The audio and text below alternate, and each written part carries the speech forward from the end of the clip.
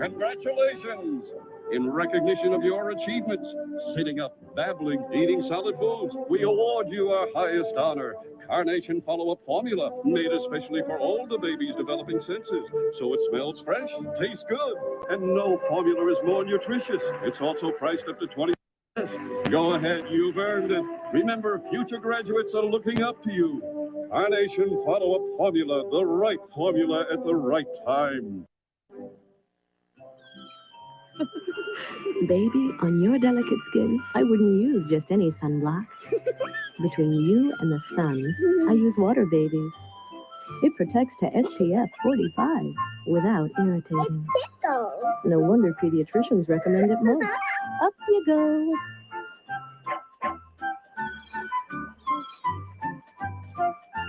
Water Babies. Put it between your baby and the sun. America's coming to life. Their future looks brighter than ever. And the JCPenney baby sale is just one more reason why. Right now, you can save 10 to 40% on enchanting fashions and accessories from Sesame Street, Health Techs, Bright Future, Oshkosh Bagosh, and more. And that's no fairy tale. It's JCPenney, where fashion comes to life. Tisk, tisk, tisk, whisk, whisk. Tisk, tisk, tisk, whisk, whisk. Advanced Action Whisk dissolves adhesive bonds that lock dirt and stains onto your clothes to clean a whole washload of tisks.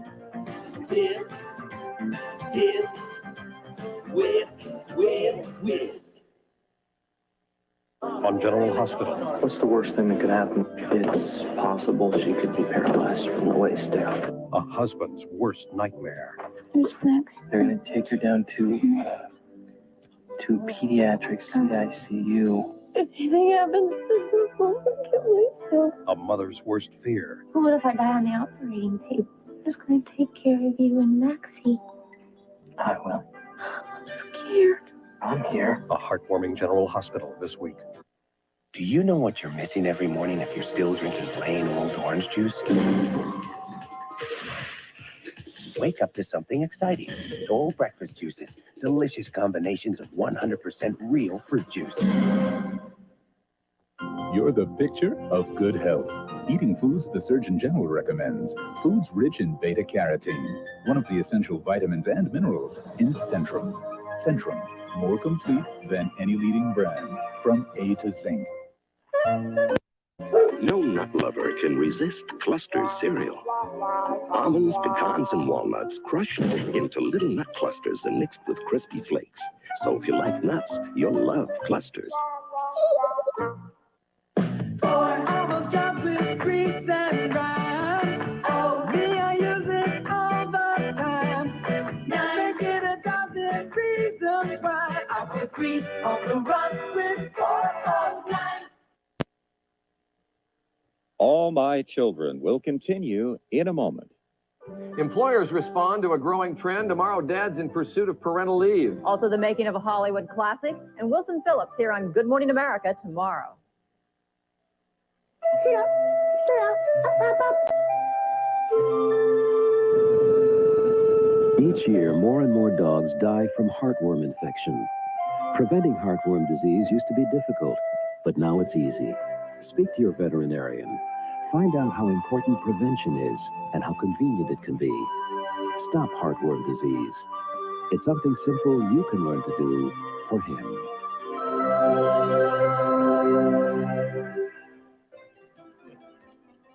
Ever wonder what lawyers talk about after a big case? Ask a paralegal. Paralegals are an important part of good law firms, and you can learn the skills needed to become one in 7 months. Paralegals are important. That's why they work side by side with lawyers on some very important cases. We couldn't have won this case without you.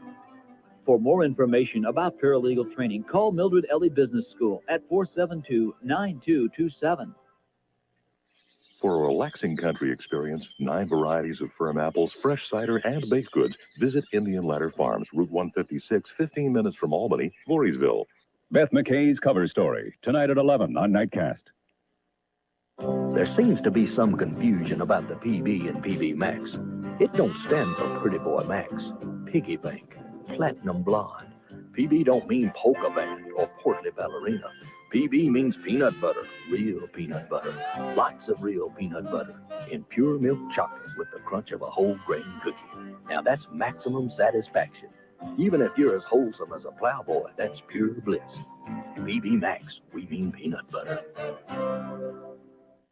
You know, it's so much easier to find things now. Here's the vacuum for Mom. The Hoover Elite Limited Edition.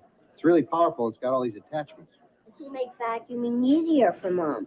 You know what'll make it even easier? Uh-oh, I know where this is going. He said not to get anything but Quaker State motor oil. Oh, it's on sale. He? My new neighbor. But you just had the oil changed. Well, he doesn't know that, and it's not going to hurt the car. And he's gorgeous. We've got to leave in 1 minute. Where's my red tie? Wait, I'm doing my pregnancy test. What? New first response is so easy. 1 minute is all you wait. Pink, pregnant, white, or not. Well? How about a pink tie? New 1 minute first response. It's the fastest way. A little cheddar makes a plain potato scrumptious, but without the cheddar cheese. No thanks. So add a little cheddar cheese. Oh, thank you. And add a lot of taste. Cheese makes all the difference. Two arch-rival breakfast cereals. Total. Kellogg's Just Right. Both high-nutrition cereals. So what might make one better than the other? Just Right has vitamin B1. We have vitamin B1. Just Right has vitamin B2. B2. Just Right has iron. We have iron. Just Right has vitamin E. Oh, plenty of E. Just Right has vitamin B6. B6 here. Just Right has almonds. Just Right has sweet dates, plump raisins, plus 4 different tasty grains. Just Right has 2 out of 3 people preferring our taste, which means Just Right is just better. Kellogg's Just Right. It's the taste that makes it just better. Tuesday, it's prom season. If this fairy tries to hold you too close, tell him you gotta throw up. Oh, I thought I was going to save that for when we wanted to have sex.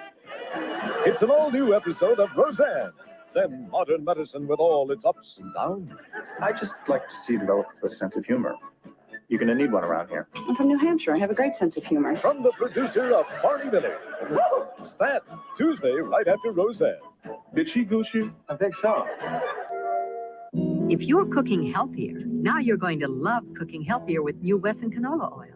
Because even when you're using an oil that's low in saturated fat, you want your food to taste good, right? That's why we made new Wesson canola oil.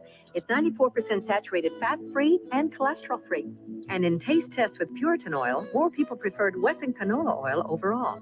That's good news for the food you cook and the people you cook it for. So try new Wesson canola oil. Healthy cooking never tasted so good. Thinking about what to serve tonight? Think about Hillshire Farm. Think about fast. Think about good. Think about fast, delicious ways that you could serve it up Hillshire Farm. Think about it tonight. Fast, delicious. That's Hillshire Farm, now with 33% less fat. Serve it up Hillshire Farm. Think about it, yeah, tonight. Your skin is vulnerable every day to the aging effects of ultraviolet rays. But now you can defend yourself with new UV Daily Defense Body Lotion from Vaseline Intensive Care. Its UV screen defends against age spots and wrinkles. Its patented moisturizer defends against moisture loss. It's your first line of defense every day. New UV from Vaseline Intensive Care. Now you can defend your youth at any age. Right now at Payless, buy 1 pair of any shoes in the store and get a second pair for half price. Let's see. That means I could get 1 pair of pumps and 1 half-price sneakers. No, wait. 1 sneakers and 1 half-price little flats. Oh! No, wait. 1 pair of flats and 1 half-price pumps. Can I change that? Once you make up your mind to come to the Payless half-price sale, the rest is, well, easy. I know. I could buy a pair for me and get my husband one for half price. Nah. Payless Shoe Store's half-price sale. Hurry, sale ends May 6th. Thursday, I'll be home about 10 o'clock or so. That late? a hard-hitting new series with no scripts and no recreations. Get your hands up! Here's to another 25 years. Right. And your dad needs all the help he can get right now, and you're going to force him to get off the drugs. Follow along with The American Detective, previewing Thursday. Got a perm? Better get color-coded curl care. Permasoft. Pink, blue, or green, depending on the quirks of your perm. It's new. From Permasoft, the only way to handle a perm.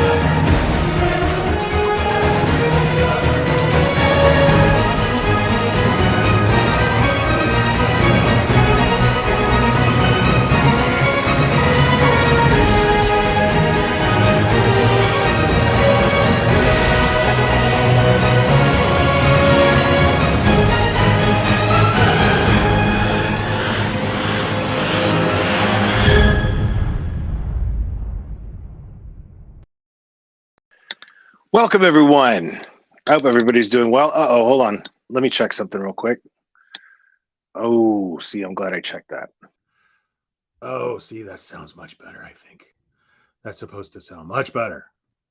Okay.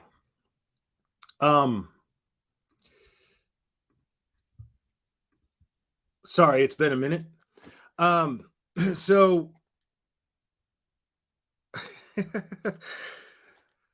Yeah, listen. I'm really glad everybody's here. It's like I said, it's been a minute. And honestly, I didn't have a whole lot I didn't have a whole lot planned for this one. I just missed you guys. So I just wanted to kick it with you guys tonight. Now, the one thing I did have planned, though, I wanted to go over this. I'm going to leave the link in chat. So if you can, just mosey on over and give this video a like. But we're going to go over it. We're going to go over it. So you all know Deets on the Streets, and she does a little bit of this, a little bit of that, and some of that little bit of that is true crime, and she seems to do it really well. So I'm going to go over this video because it's really short and it is just plain proof. Just plain proof that Chris McDumbass is completely full of shit. Now, I mean, we already knew it, right? As Sherry stated in chat earlier, we already knew.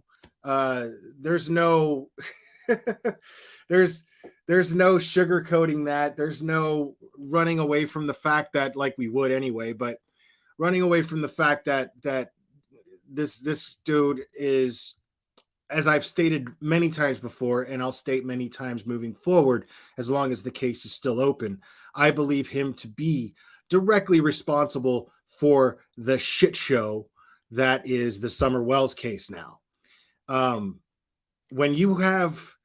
When you use something like being former law enforcement as credibility to simply create drama and crazy bullshit in order to promote yourself and make a cheap dollar, well, then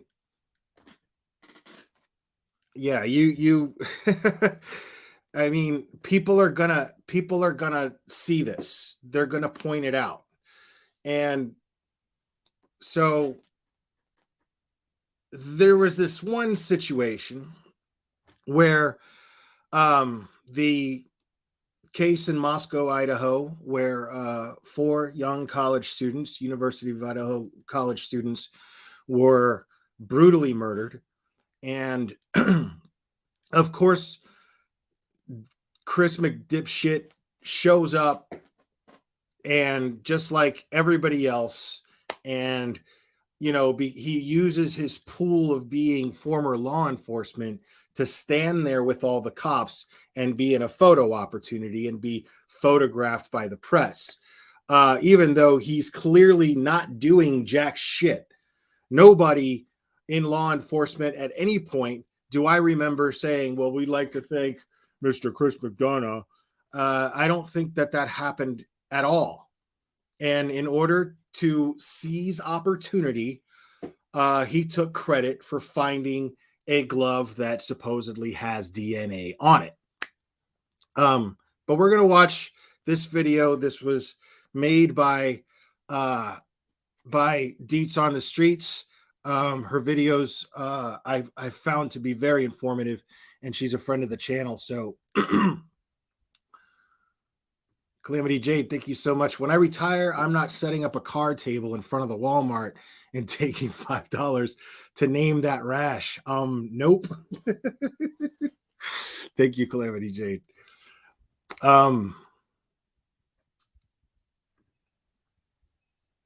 So again, this is by Deets on the Streets. Make sure to subscribe to her if you're not already. And I'm going to drop the link for the video one more time here so you guys can run over and give it a like. She's talking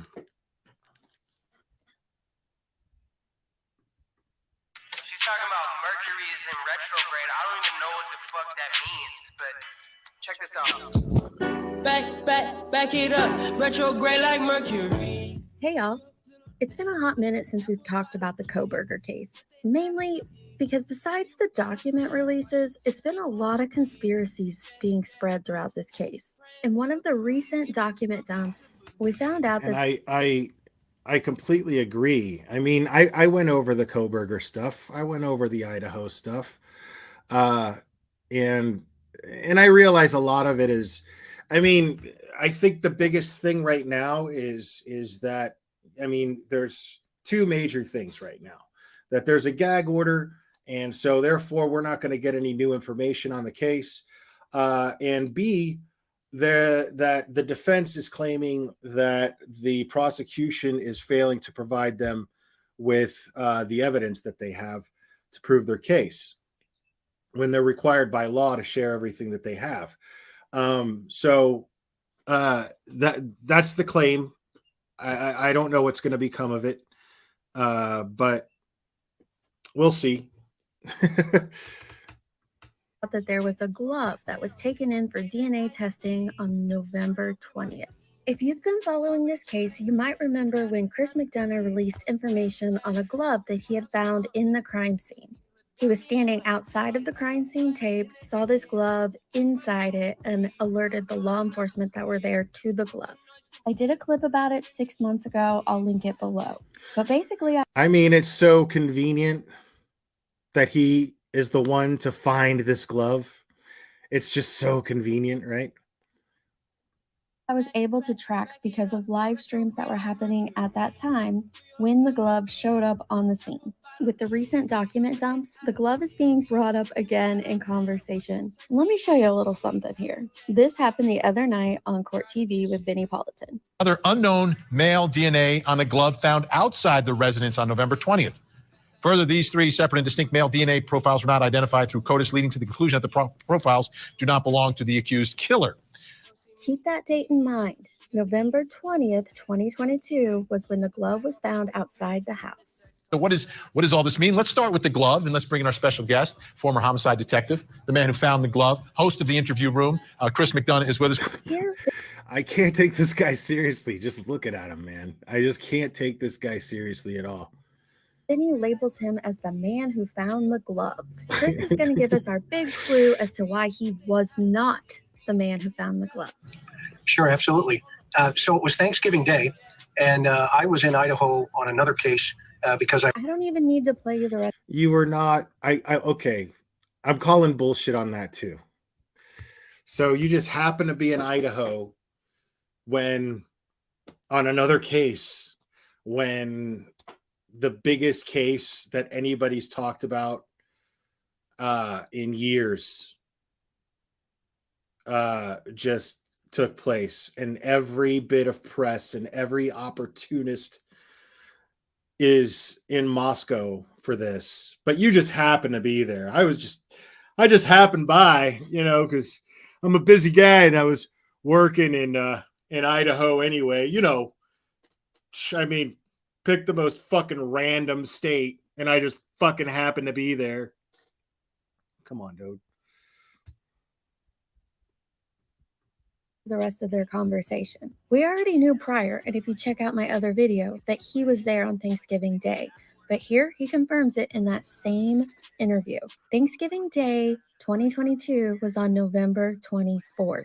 The glove was collected on November 20th. If you look back at previous media releases from that time, November. I mean, like, what are we going to do here? Are we going to take a court document's word, or are we going to take, I was in Thanksgiving Day? Are we going to take his word? Because, I mean, because that's quite a conundrum right there. It's a bit of a dilemma. I mean, you've got this official court document that is going to be used as evidence to try to convict someone and get justice for the families of these 4 victims. Very important. Get justice for that entire community. I mean, you know, can't really screw that up. Can't really afford to screw that up, can you? But, you know, it was Thanksgiving Day. I remember it clearly. It was Thanksgiving Day. I was inserting myself in somebody else's fucking business as a cash grab, and you know, and I happened to see this cash grab. November 19th was a heavy evidence collection day on scene. Perhaps some of that was logged in as the 20th. Now, if they're meticulous, it wasn't, and they were collecting again on the 20th as well. But Chris McDonough wouldn't show up for 4 more days. It's not your glove, dude. Not your glove. And yet this narrative continues on multiple media sources. Stay smart out there, y'all. I'll see you on the next one. Love, love.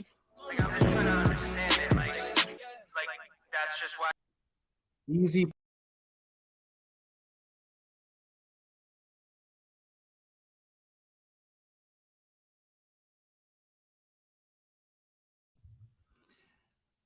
Easy peasy.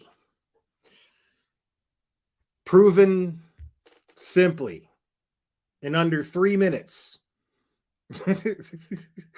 In under 3 minutes, you have data that proves that this guy is a lying fucking douche. Oh man, priceless. And I remember I told you guys, I have no idea what we're gonna do. I figure we'll just go over some JLR and some Betty. Yes, the glove doesn't fit. I can't believe you were the first one to make an OJ reference. Yeah. 4 days, bro. What are you trying to pull here? 4 days. You know what I bet happened? Somebody told him about a glove. Somebody told him about a glove. That's what I think happened. And then he tried to take credit for it. While he's standing there, like, and you notice, like, nobody, like, I wish I just could reference exactly where to go. I wish I knew exactly which video, because I remember watching and going, look at this fucking asshole standing back here like he's doing something. He wasn't doing anything. He was like kind of trying to get, you know.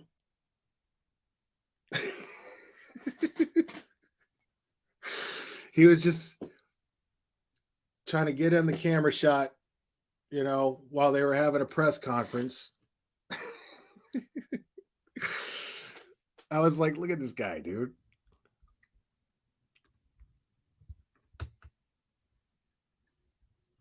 Yeah, I did not know what I was going to go over tonight, so we're just going to kind of wing it, folks.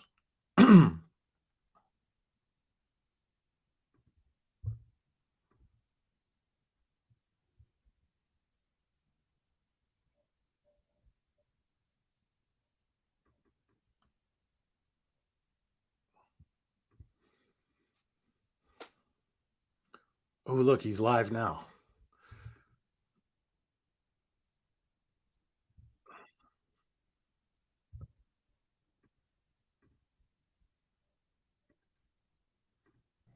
Well, Keegan Klein's dad, and I'm also told that Keegan Klein's dad, Tony Klein,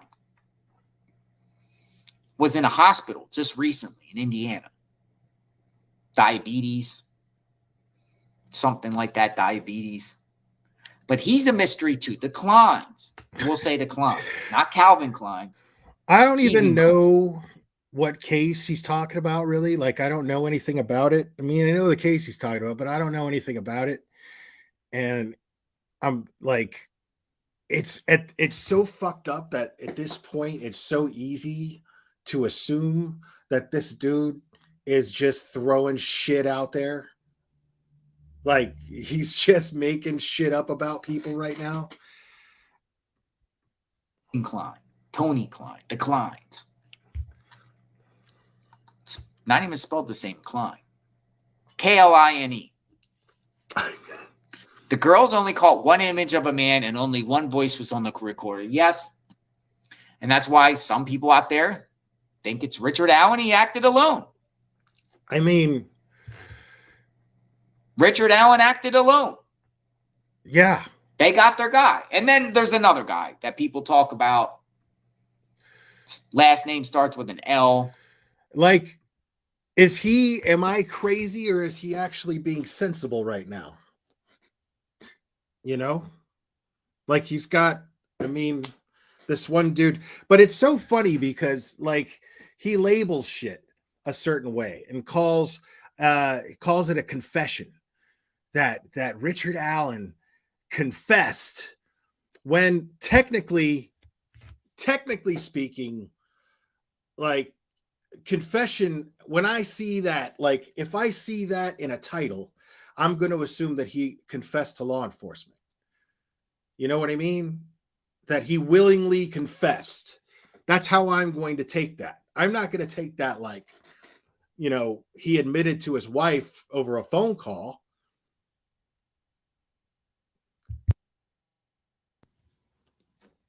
I mean, you know what I mean? Like, I don't know how I would word that, but I wouldn't feel comfortable wording it as confession because automatically I assume that it's him sitting in an interrogation room and the cops got him to sign a confession. Yeah, admitted, you know, or confided, exactly, B Legend.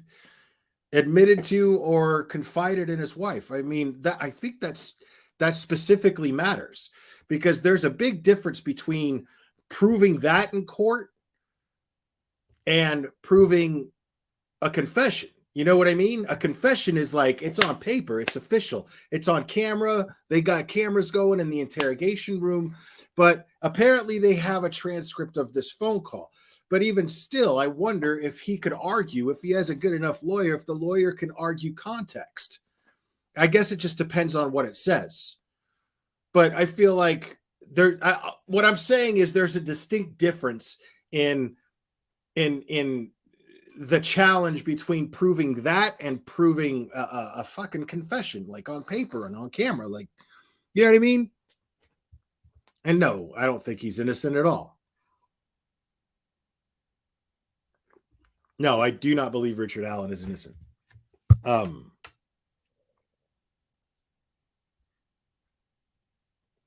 You know who's been doing great work on this case?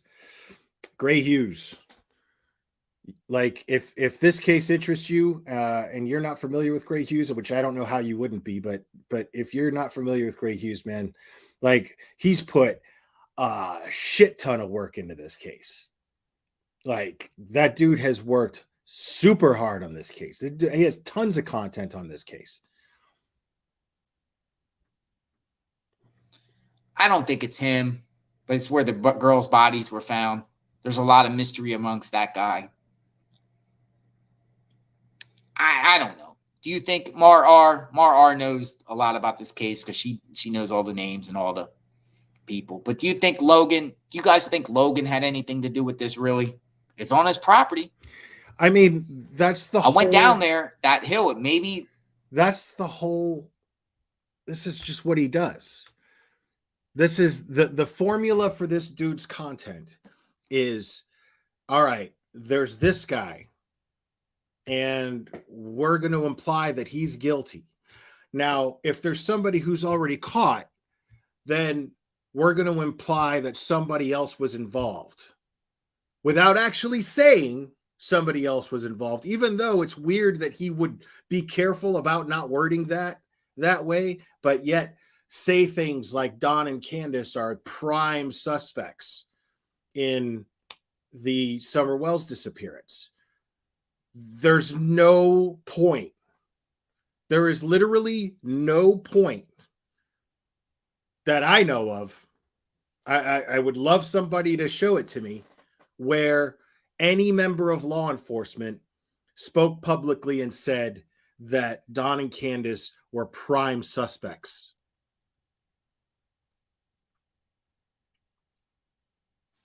I mean, I've not heard anything like that. I mean, I've heard everyone is a suspect. Sure. But I've never heard them say Don and Candace are our prime suspects. They said that shit about Leilani Simon. There was a whole different vibe there with Leilani Simon, wasn't there? Because as soon as they publicly said, we're looking at Leilani Simon as our prime suspect, everybody was pretty much convinced she was guilty at that point. That hasn't happened with the Summer Wells case. At no point did they name any prime suspects. Yet every time he addresses Don and or Candace, he refers to them as the prime suspects in their daughter's disappearance, which is grossly irresponsible. And this is the thing. He knows it's irresponsible. This guy is fully aware that it's irresponsible. We've heard recordings of this guy bragging about just trolling things that matter to people. This is a guy who does not ever show that he genuinely cares for a victim, because he doesn't even have the empathy for that victim as to the kind of feelings that they may have towards the people that he's pointing fingers at, which again is grossly irresponsible. Because in my opinion, if you care about the victim, then you care about the victim's interests. Why do you want Summer Wells to be found? So that she's safe and so that she gets to have fun and she gets to be with the people that she loves, right? I mean, that's why I want her found. So what good is it to accuse people of a crime when you don't have enough evidence? You don't have any evidence.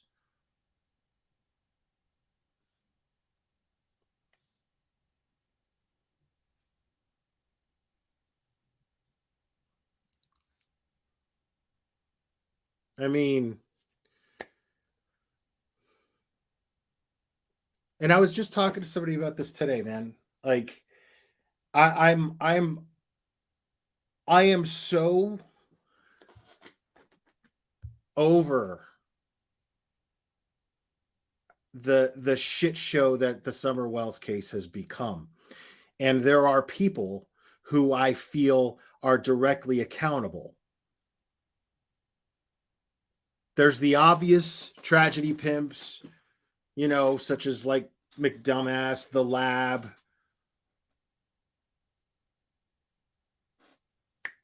Dumb No Thanks. I mean, there's these obvious people, Prayer Garden, right? All of these people, obviously. But I gotta say that I think at this point, and I know it's going to bother a lot of people that I'm saying this, But I feel like at this point, it's fair to hold Don and Candace accountable to some degree for the shit show that this case has become. Now, I want you to understand something. That doesn't mean that I think that they had anything to do with Summer's disappearance. That's not what I'm saying at all. I'm saying that they have directly contributed to the shit show that this case has become. Because the TBI publicly stated that it's because of the misinformation, that they don't have the resources to manage all of the misinformation that comes through. So they couldn't get any credible tips to follow up on. Nothing. But every time there's this misinformation, like a wave of it, a wave of shit stirring that causes people to call in mass the TBI tip line with their crazy bullshit theories, it's usually after Dawn and or Candace went live on a live stream and then gave these people something to twist around and stir up. Tell me I'm wrong. And if the people in charge of looking for your daughter and finding your daughter are stating that what you're doing does not help find your daughter, please justify to me why they continue to do it. Please justify to me, why do they continue to contact? I mean, look at this. This was so annoying to me to see this. So we know that JLR was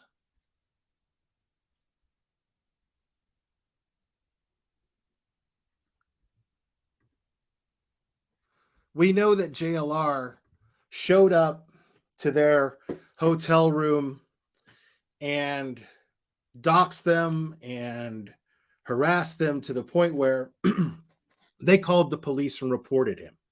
Now, nobody should be doing that. Nobody should be doing that.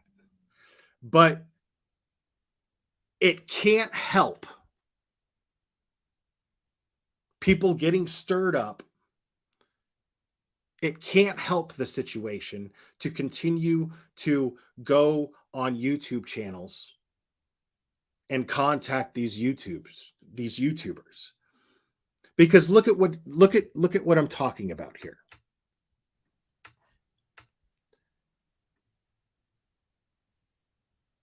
So this is classic JLR right here. He captions this: "I'm not interested in talking with you. You and Candace are prime suspects in the disappearance of your little girl, Summer Wells. Can't wait to see you both in handcuffs." Already a shitbag thing to say because you don't have anything. There's no evidence of that. And the reason why it's a reply because Don Wells reached out to him on one of his videos, or at least that's what JLR is claiming. Brianna 25, did you see that after JLR stalked Candace to the hotel, even Dolly called him out for going too far? He told him to stop that. Dolly of all people. Yeah, agreed. And then, and then somebody swats Candace and Dawn. I mean, like they called and said that they had children that didn't belong to them in their room. I mean, that's crazy. But the thing is these people, they filed a police report, right? They're claiming that JLR harassed them, which he did. But how do you think this is going to look, seeing that it's Don Wells that is responding to him? You can't claim harassment while you are willingly communicating with this person.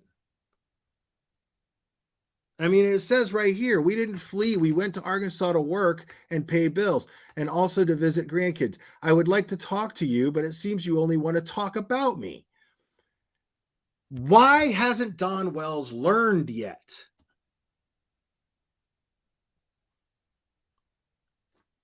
Do you see my point? Why hasn't Don Wells learned at this point that this all perpetuates the investigation to be that much more muddy, to finding his own daughter? I mean, and I don't think that it's malicious. I don't think that it's malicious. I don't think that it's necessarily cold-blooded on their part. You know, I just think that they're not used to the kind of attention they're getting, and there's just kind of a dopamine rush from it to some degree. You know, they don't know how to handle it. But the problem is they don't realize that the more they do it, the problem is they don't realize that the more they do it, it makes it seem, and forgive me for saying this, but let's face it, it just looks that way. People can't argue if someone says it looks this way.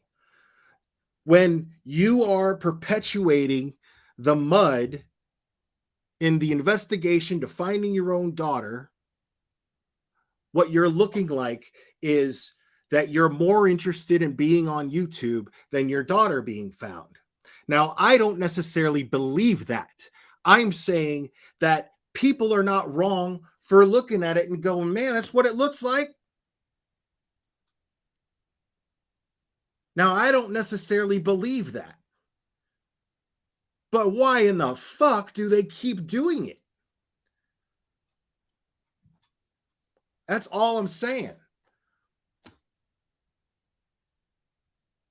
Like, it directly interferes with their investigations. If they publicly said that the social media shit stirring is the reason why we haven't been able to follow up correctly on every tip, they're overwhelmed. Do you think shit like that happens? You know what I fucking saw today from WJHL? I think it is the local in Kingsport and Rogersville,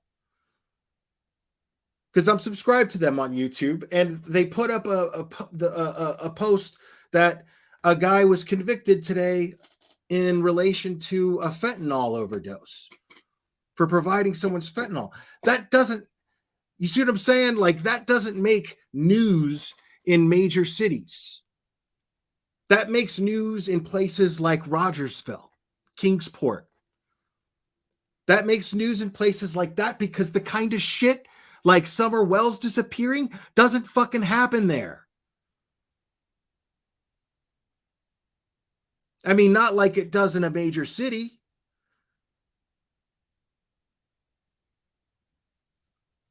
I mean, you think that these guys are have an endless personnel amount like in law enforcement? Yes, there are at least 3 different law enforcement agencies that are working to help find Summer. But Hawkins County Sheriff's Department isn't prepared for a missing persons case like this with no clues, nothing to go on. The TBI might not even be. At least the resources close to that area for the TBI. I'm sure there's offices all over the state. But why can't we just simply, like, okay, they're if we're all asking, that just shows how full of shit people are when people go, well, what can we do? Right? Because the real simple answer to that is what you can do is not stir up bullshit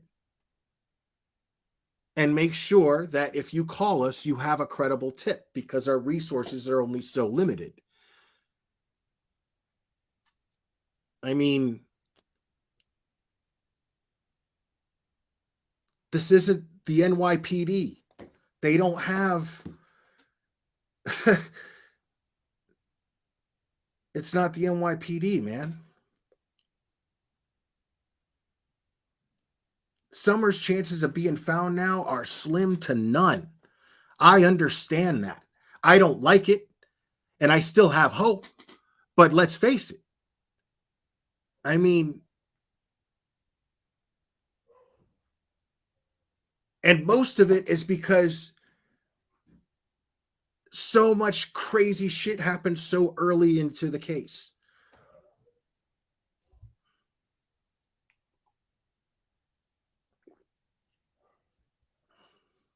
I mean, it's so crazy. This guy calls himself a gonzo investigative reporter.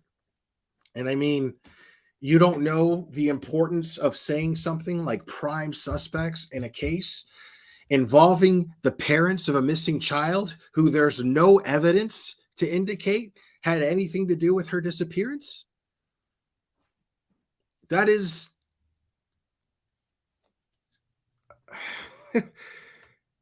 but I mean, and look at this. I mean, look at the behavior from Lisa Oldham's. Thank you for gifting that membership. Look at the behavior.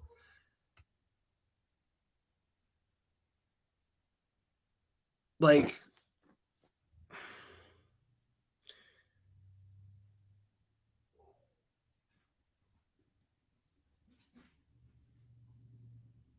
no, I'm just saying, Amy M. I'm saying I'm using the NYPD as an example because in a major city that's that populated, they're obviously going to have more resources to deal with a case like this.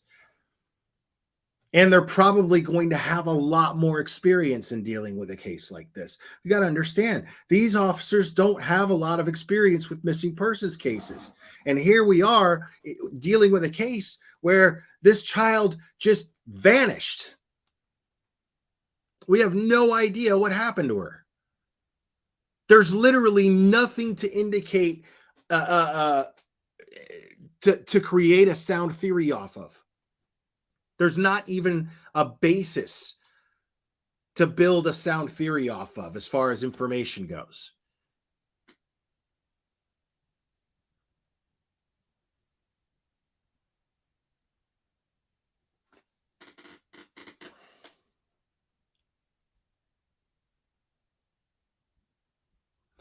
I agree.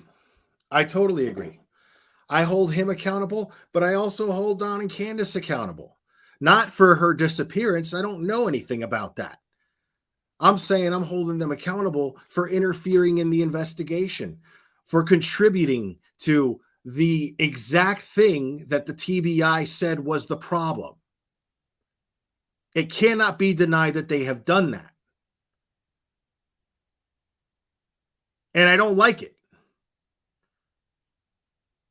And I've watched it go on and on and on and on and on to the point to where 2 years came up and I was like, when is enough enough? I mean,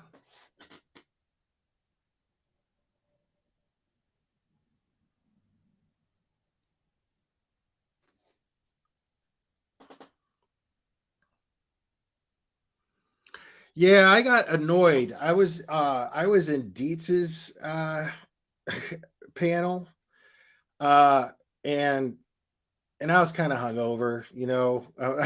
I was in a mood already, and it just, you know, it just didn't vibe well. There was a guy, I felt like he was being judgmental and being on a religious high horse, and judgmental of others, and me and B Tim, I think it was, were, you know, just trying to get the guy to, like, I mean, what is your point? What is your argument here?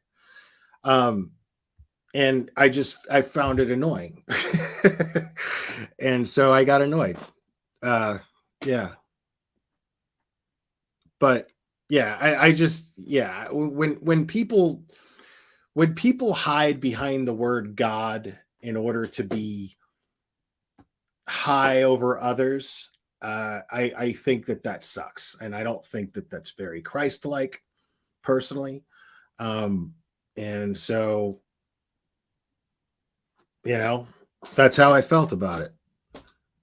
I mean, I still feel that way about it. I don't know what to tell you.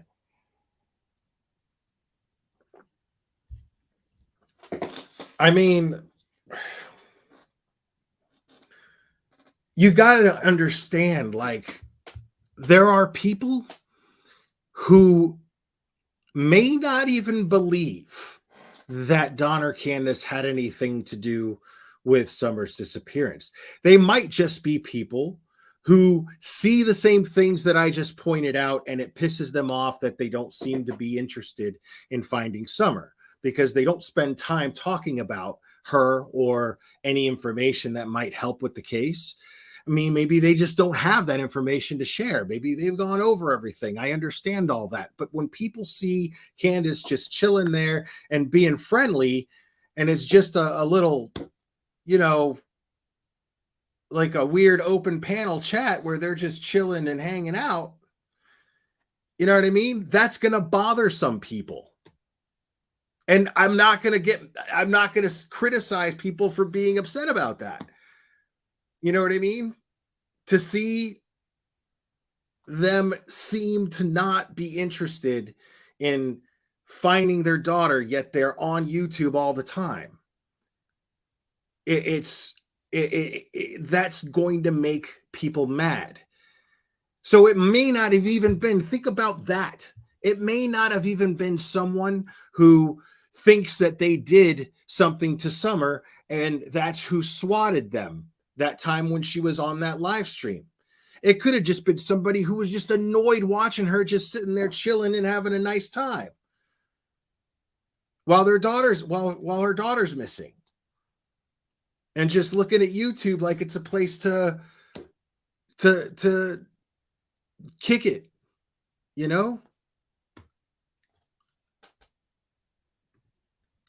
And I'm not saying it's okay to swat somebody over that. That's not what I'm saying at all.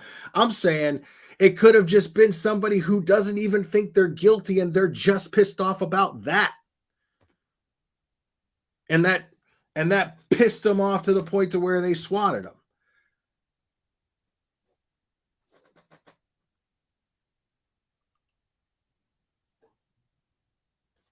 I don't know if it was prayer guard. I mean, it sounds like some shit she might do. I don't know. But it's just like, it is so fucked up. If you just look at this case in perspective, if you just take a look at it from an outside point of view, where you try to visualize the whole thing from Chris McDonough to fucking Jody Sue Brown to, just all of the shit.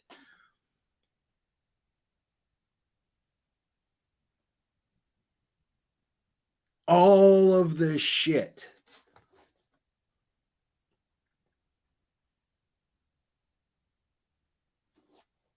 Like, this case is the ugliest thing that I've ever seen.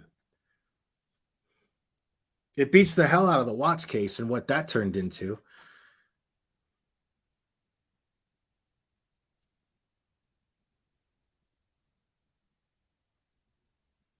See, that's the thing.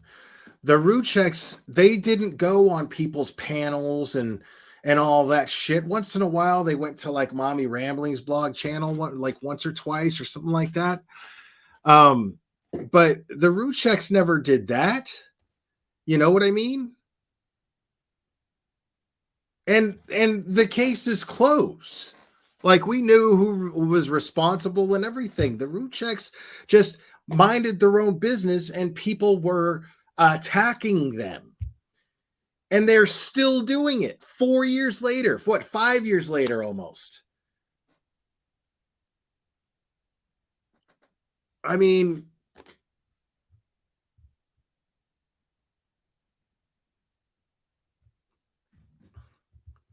it's just hard to like listen to people go, oh my God, you know, I've had this happen to me, I've had that happen to me, and then have that happen to me. And you know, but the things that cause these things to happen to you, you know, like now JLR straight up stalked them. He just straight up hunted them down. And that was just ugly. But you know, I don't want these people to get harassed anymore. But I also want them to take the right measures to avoid getting harassed. Now, obviously, it's not going to be their fault if it turns out, but they don't seem to be making much of an effort to avoid it, is what I'm saying. And I wish they'd make more of an effort to try to avoid it. Because these people aren't going to stop, you know? These people aren't going to quit doing what they're doing. This is what they do. JLR is relentless. This dude is fucking relentless when it comes to doing these things that we criticize him for. He's got a tenacity that is borderline psychotic. It's almost like he's psychotic about the tenacity that he has in doing what he does.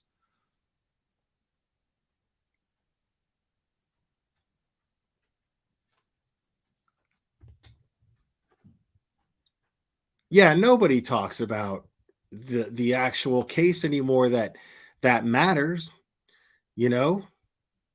I'm just talking about what I see that interferes with her being found. And I don't think anyone can deny everything that I just said is absolutely plausible.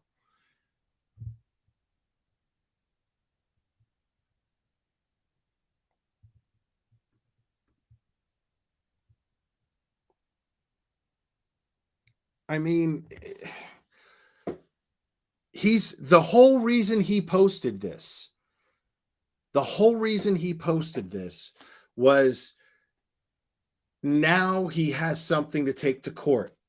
If they arrest him for harassment, he could say, well, how could I be harassing someone if this guy's saying right here that he's trying to contact me? How can I be harassing someone who's trying to seek me out? Because that's exactly what he plans to do with that.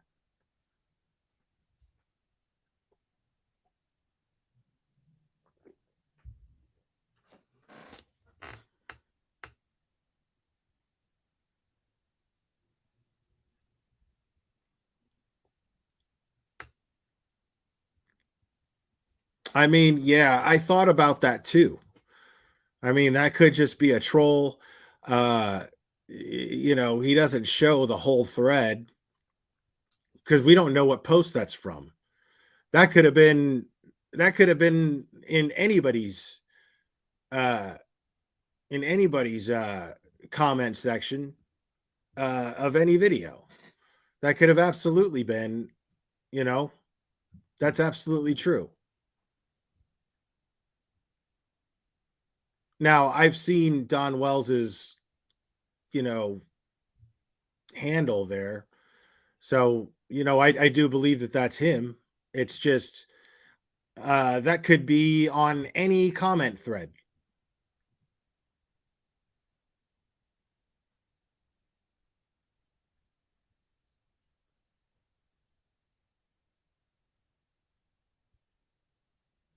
Right. Crime time, crime.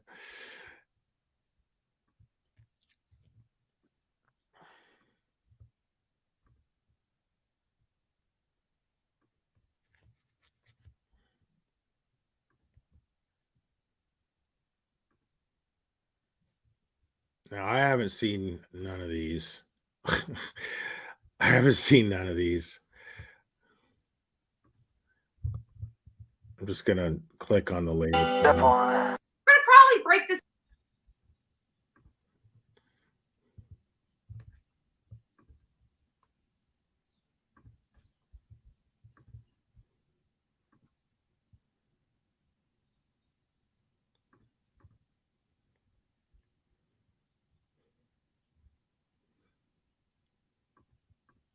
this up into 2 segments today, and here's why. The reason why I'm here an hour early, I was going to go live at 9, is because I forgot I had a vision appointment.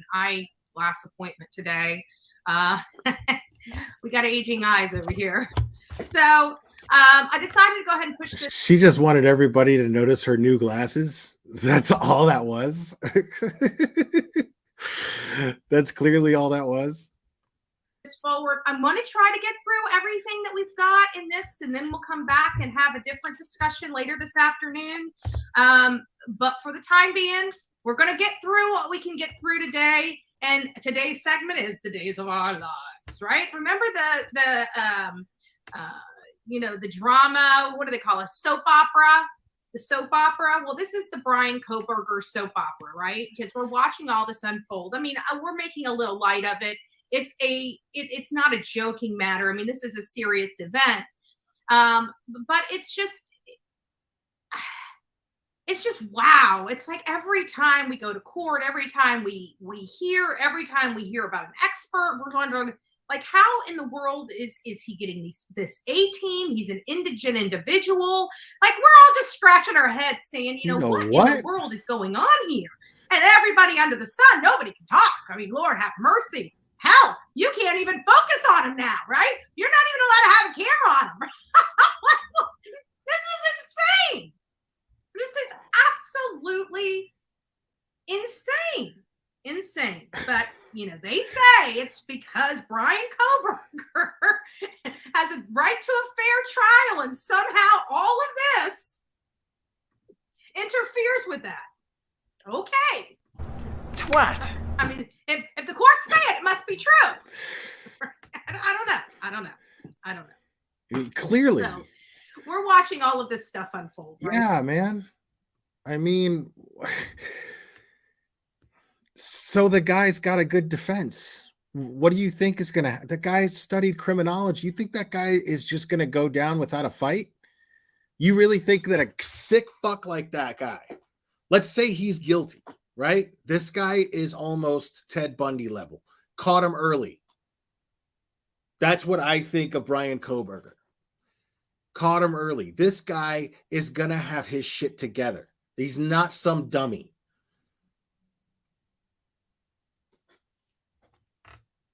Wow. No offense, but you are a stupid asshole. Right, before our very eyes. We didn't get an opportunity yesterday. I was hoping before I signed off that we would have the video. We went through as much information as we could give you at that time because, I mean, we're at the mercy of the tweets, right? I got to be honest with you. It is an insane process back here. That's why I chose not to do the trial live, because it is absolutely. I'm going to be nice, guys. I know that's kind of boring, but I'm not above giving Betty a compliment, bro. Those glasses are nice. Those glasses look nice on her. I'm not even trying to lie. Absolutely an insane process. I did it one time. I didn't like it. I mean, they're totally Karen glasses. Maybe it's because they suit her. Maybe I'm like, they just, man, those glasses really bring out the Karen in you. That's but they compliment her well. They do. I mean, I don't know if that's a compliment, but I did the best I could.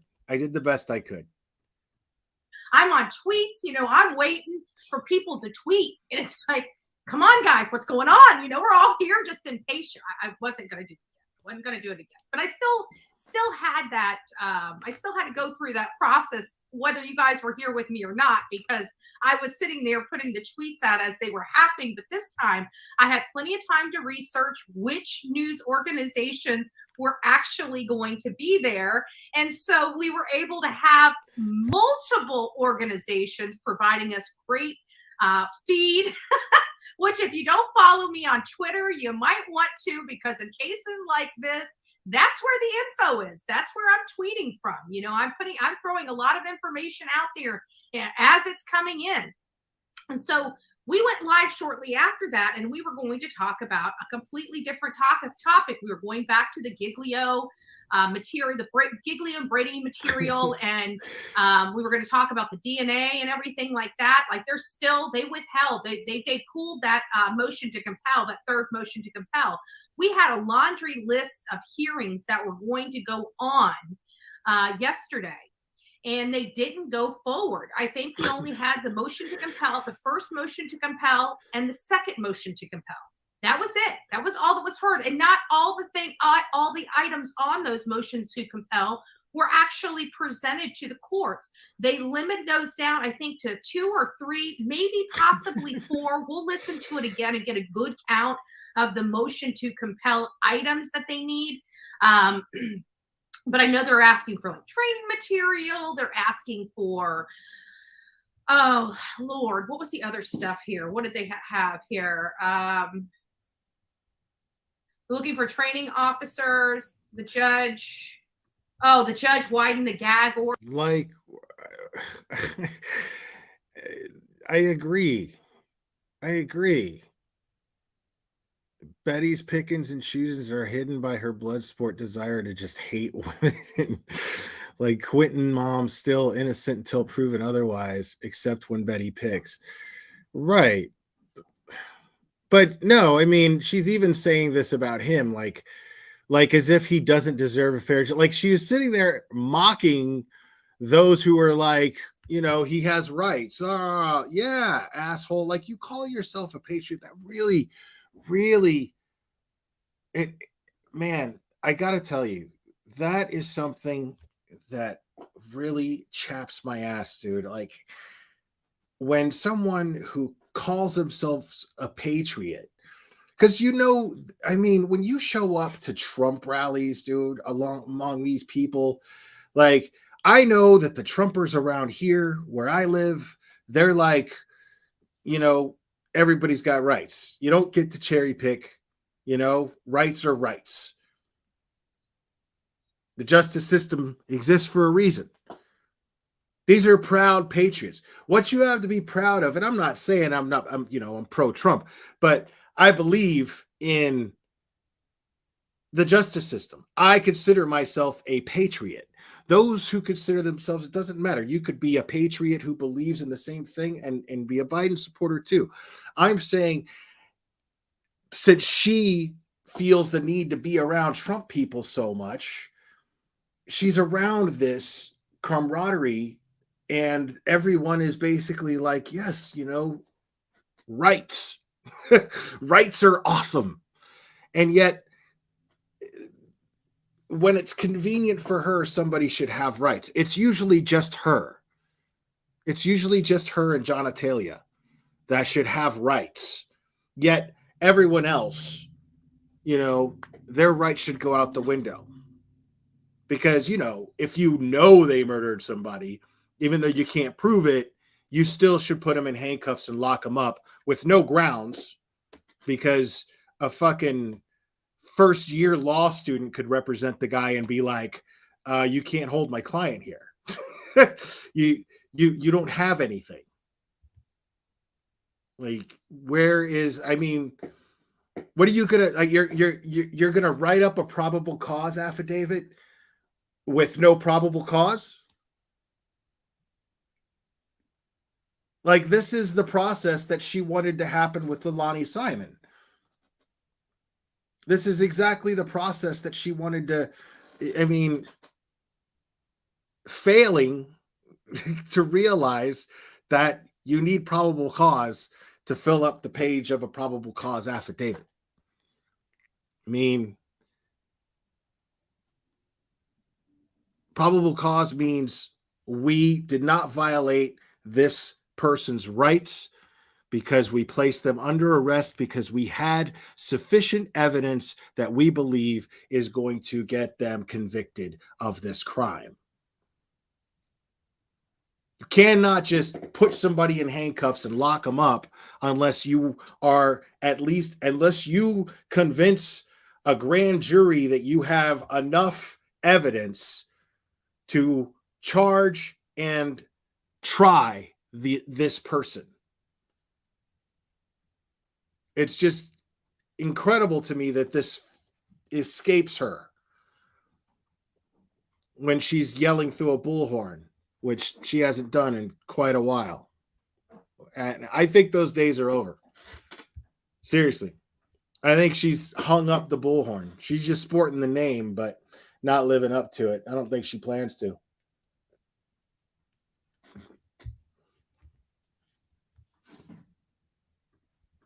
Order to include police officers and investigators. The judge warned about the cameras. I mean, it was just like, okay. But anyways, before we get started, good morning, everybody. I'm Bullhorn Betty. If you're here for the first time, we're covering the Idaho 4 and the Brian Koberger case. Brian Koberger is accused of killing 4 University of Idaho students in their off-campus housing in Moscow, Idaho, in the early morning hours of November 13th. And since then, this has just been one really bizarre case, and it's kind of gripped the nation and gripped the world because it's like, wow. And every time we turn around, it's another wow. And so, I mean, the theatrics going on in the courtroom are no different than what we would expect. And so we're going over a lot of information here, but for those that didn't get an opportunity, I'm sure by now, you know, every other channel under the sun, if you're a true crime, you're probably watching this stuff on every channel. But good morning, Sheila. The first to say good morning to Bullhorn Betty in chat. Mac J, nice to see you. Angie, it's great to see you as well. Don't forget to hit that thumbs up button if you have not already done so, and consider hitting that as you're coming in. Kathy S. Sonia, nice to see you. The Real Me Too, Turkey Man. I see you're in the house.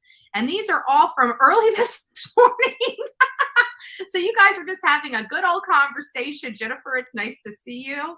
So I don't know how many of you guys are still around right now, because that was really early. I was like, I guess we're getting down here. So Cool Gamer, it's nice to see you. Sonia, Gigi for Life, Flow Girl 183 or 183 813. I do not have dyslexia, I swear to God. Mary, Rebecca, ZA. What else do we have? Lady 7 Up, our yesterday's birthday girl. I think it was yesterday. I don't know. My days are starting to run together. She's a recent birthday girl. Pen 1010, Sean, it's nice to see you. Gail, Michelle, and Saints Rocketall. Your name is so hard for me. But Cherry Lover, it's nice to see you. Mac J is here. Nice to see you, Mac J. So before we get started, I'm just going to go ahead and just start jumping right into this because we are on a kind of a time constraint because my eyes matter, right? I gotta get the baby blues checked. So let me go ahead and pull this up and we'll go ahead and get started with the beginning, right? We're going to get started with the beginning. No. Wait. Hold on, before we get started. Wait. I believe we had just 2 members. How did I miss you guys? I must, Crazy P, Ali, I see you. I guess I must have jumped down by accident. There we go. MJ, thank you. God bless you. I believe you've been a member before. Oh, Christina, God bless you as well. It's nice to see you, love. Nice to see you. So let's go ahead and just get started on this. And this is the kind of, you know, the gearing up before, right? News Channel 7's Morgan Romero was in court in Moscow this afternoon. A shorter hearing than expected. Morgan, what did happen? This is just a... Yeah, well, Dawn, they were originally supposed to address several issues, but today's hearing was a lot quicker than we expected. Ended a lot So how did you like that? Loved it. I want to ride that horse again sometime. Ooh, They only took yeah. up one of the 4 issues that were on the calendar. 2 motions to compel discovery filed on behalf of the defense rather than all the other issues. So the attorneys, I'm told, are working on these other things behind the scenes, and those include a motion to release grand jury proceedings, transcripts, records, materials, as well as a motion to stay or pause proceedings. A spokesperson with the Idaho Judicial Branch says it's not unusual for attorneys to work on this behind closed doors and do this sort of thing. But the prosecution and the defense do disagree about whether or when certain records should be disclosed to the defense. Attorneys were also supposed to take up a 3rd motion to compel discovery. I mentioned they talked about 2 motions to compel. There is a 3rd, and that has to do with the defense wanting documents related to DNA and the genetic genealogy investigation that the FBI did that led them to Koberger. But yesterday, The state asked for more time to respond to that ask, and the judge granted it. The defense wants training records of officers who did interviews with key witnesses, followed up on tips, collected bits of evidence. But the state says it's out of scope under Idaho rules, and they won't call those officers to testify at trial. They say it's not material to their case. So as you're getting the theme, these requests and what the prosecution has to turn over is exculpatory evidence and stuff that they're going to be relying on at trial. And they're basically, their argument with this, as well as the genetic genealogy testing, right, is about basically the same. We're not relying on that at trial. And, to oh my do God, anything, I don't care. basically. The judge That's says what he'll we're consider trying to arguments say. from both sides on this. He'll look at case law and then make a decision. Kohberger's defense attorney, Ann Taylor, is still asking prosecutors for investigative reports and conclusions from all cell phone analysis that was done by the FBI CAST team to find the location of Kohberger's phone. That information, as we've previously reported, was used in the probable cause affidavit to arrest Kohberger and get several search warrants. Taylor also wants reports from the FBI forensic examiner related to the change in the year of the white Hyundai Elantra that they were looking for in their search for the suspect. She said prosecutors told her they'll give her some of that info, but they don't know when, so she asked the court to set a deadline. And as the court is aware, the state has filed its notice of intent to seek death against Mr. Kohberger. These are critical, relevant material. News Channel 7's. Oh, sorry. So that was kind of, that's kind of everything in a nutshell. And by the way, Nancy Taylor, she was rocking it out yesterday. A lot of people on social media noticed the hair, the outfit.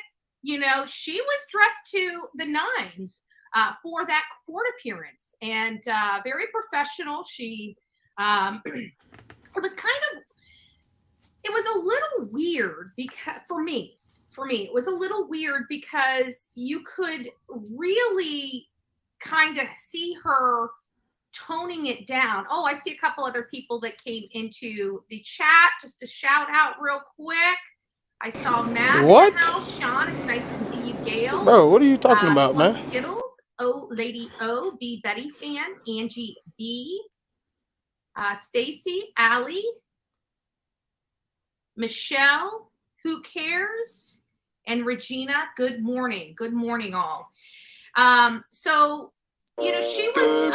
really can't we had that. me because I'm a moron. It wasn't really an affidavit. What we've been referring to it all week, and my brain is running amok here. Oh, why and did it's she the have? objection to state's motion for She have papers everywhere. Bro. protective order that Jay wrote, Jay Logsdon, and his objection was pretty argumentative, if you ask me. I mean, it was a little comical in some areas, but there's portions where they're saying that that the prosecution is intentionally withholding their entire case. He said stuff like that almost implied that the FBI is trying to frame Brian Kohberger.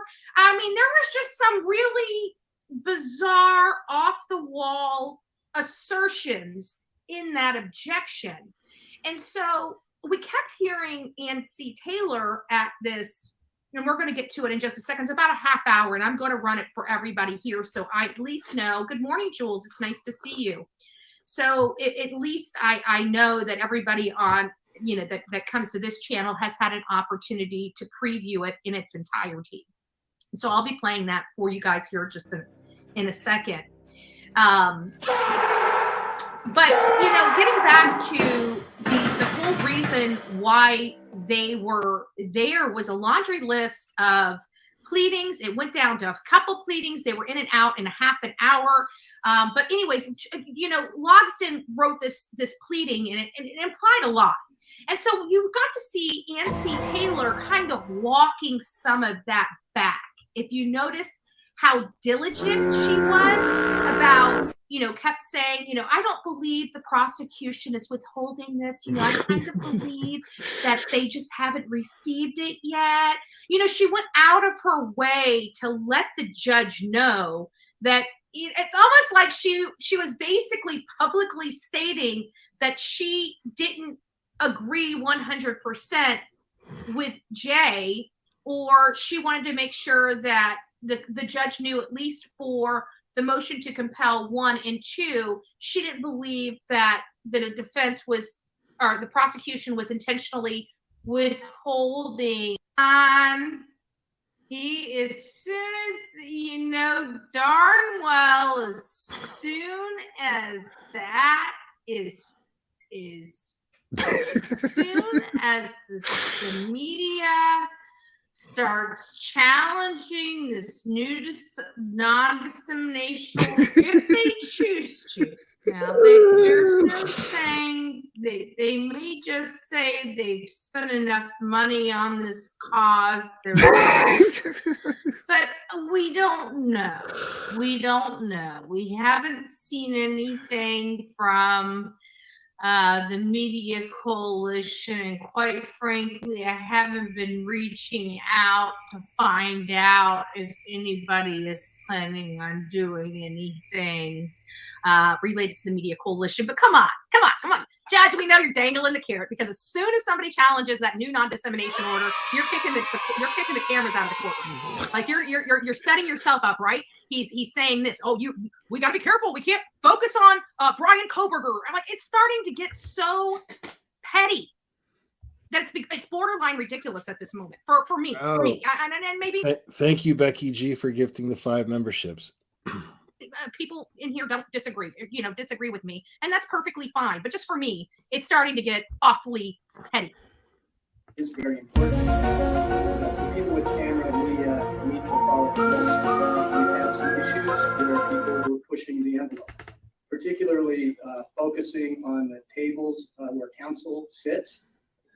You are not to turn your cameras toward the top of those tables. If you do that, you're probably going to have to leave the court. Also, one of the things that happened in the Daybell case is that the cameras just continued to focus on the defendant. Don't do that. That's what brought the cameras to have to leave the courtroom in that case. And what I would prefer, if you want to continue to have cameras in the courtroom, is to back off and not. This guy's That laying seems to down be the law. his thing when he's trying to rein in authority. Is y'all need to back off, right? Isn't that the same exact terminology that he used when the media coalition was challenging his non-dissemination order? So what's the problem? Why is she picking on this judge, dude? Like, recall, she just has a problem with anybody being in any position of authority that's not her. that is exactly what he told them. So it seems like this judge, anybody that seems to challenge him or, want something, it's, well, I'll give it to you if you just back off. And I don't. That's not what he fucking said.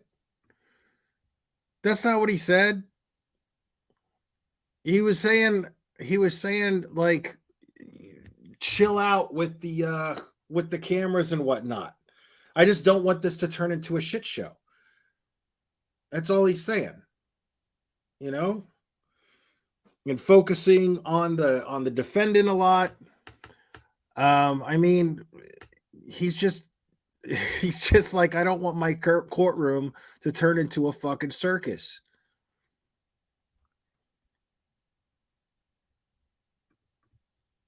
I don't know. And he keeps bringing up this Daybell case. He keeps bringing up the Daybell case quite a bit.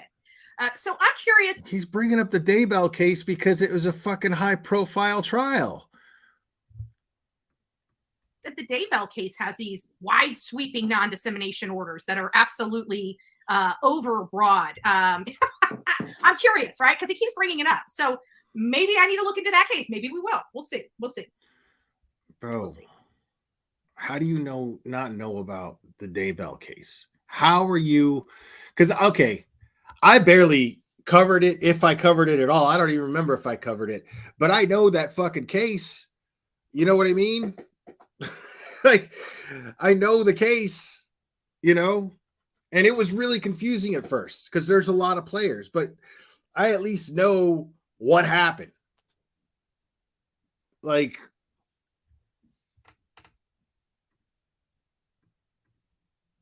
we have that. Yeah, make sure that's muted. All right, I'll try to limit my Make time. sure that we just have the totality of what is happening in the court, and not just focus, for example, on Mr. Koberger's face. So that was what happened in that case, and it's not appropriate. One other reminder to counsel: speak, and this is to myself, to speak into the microphone so we can have a good record. All right, I think those are my. see, like, okay. See, I'm trying to look at it from this judge's perspective. This judge is somebody happened to see the Daybell case and saw where the cameras were focused on, where he was actually wanting to see other things, and there was just too much camera being put on Chad Daybell. And he's saying, I don't want that. It's inappropriate. People are watching the trial because they want to see justice take place and the process of it. I don't find it appropriate to leave the camera on the defendant the whole time. It's disrespectful to the victims. It's disrespectful to the victims' families. I mean, I could see that. I could see this guy being a judge and watching the Daybell case and being like, see, that's fucked up. And then being in this position to where it's going to be a high profile case and then being like, you know what? I'm in a position where I could do something about that. I don't want to see what happened in the Daybell case with the media to happen in my courtroom.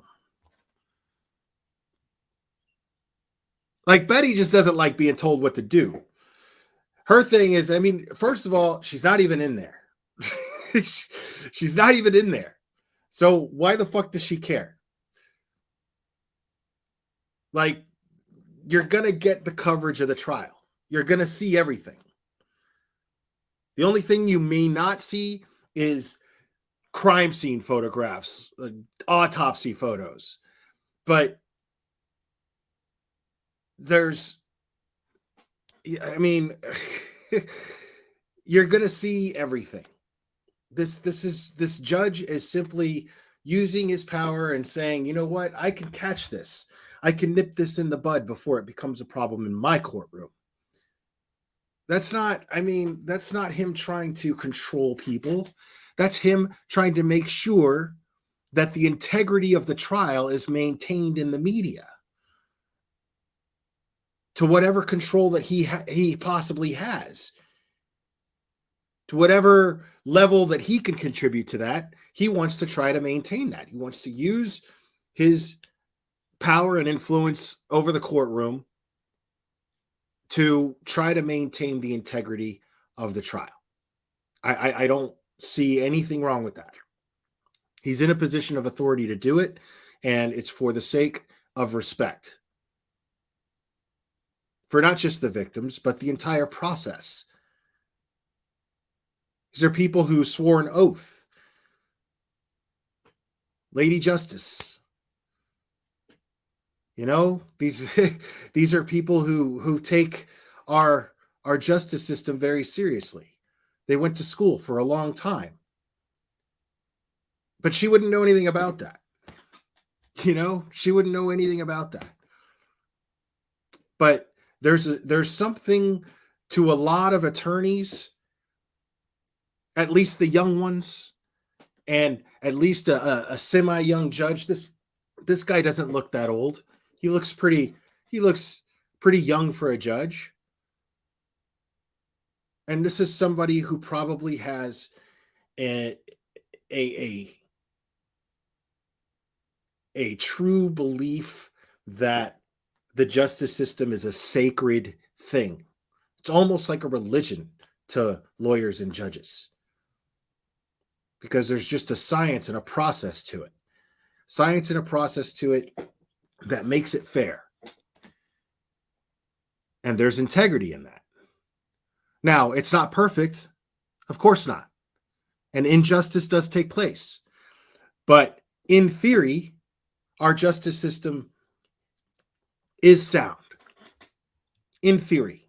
our justice system is one of the best in the world.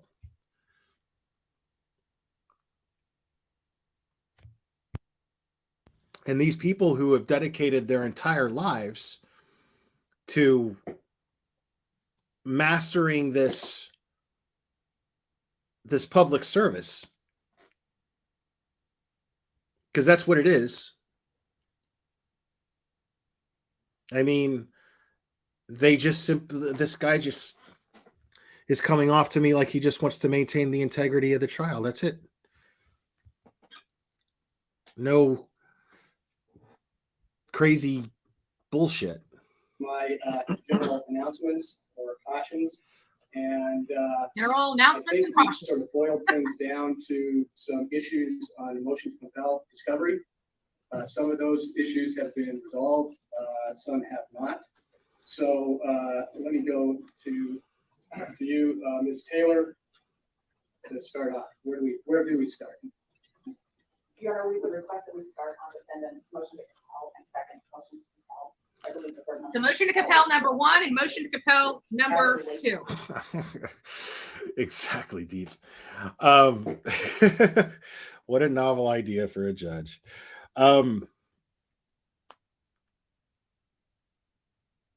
Betty, it just dawned on me that Betty reminds me of Nurse Ratched from One Flew Over the Cuckoo's Nest, but with half the brains. Half the brains. Someone who wants to be manipulative. It's kind of like how McMurphy said it. He was sitting there playing with a deck of cards, talking to a psychiatrist, and he was just like, man, that fucking nurse. And then he's like, what's the problem? He's like, she likes a rigged game. Betty totally likes a rigged game. She's just not as smart as Nurse Ratched, but she's got that same hatred, that same hateful drive, you know, that energy, the energy that runs her mind and her body. That shit is dark, bro. And that's what propels her, you know, to do. But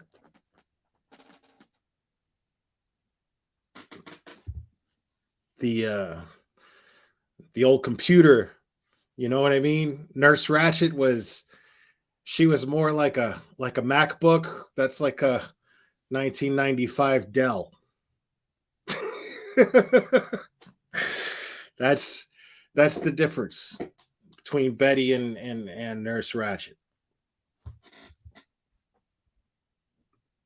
The two motions to compel, and I'll present my arguments whenever the court's ready, but I can direct the court exactly to the numbers and those motions to compel that are still up for discussion today and requested for the court. Excellent. I'm ready. On the original motion to compel, we are only seeking the court to order number 6 be complied with. See what I'm saying? But look at her. She's in a nice tailored suit, dress, skirt thing with nice pumps. She's got her hair nice and curled. You know, she's rocking it. She's rocking it. Her demeanor's great.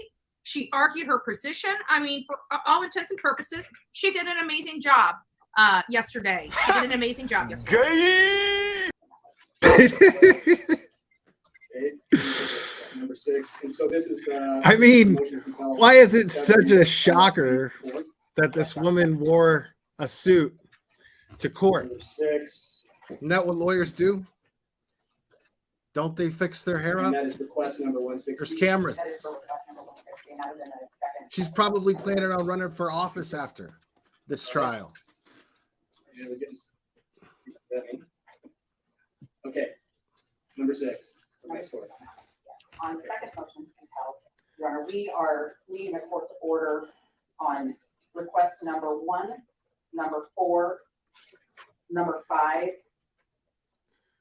and I think that we have a plan for the other numbers, so that would be like for the court. Thank you. Let me make sure. Page.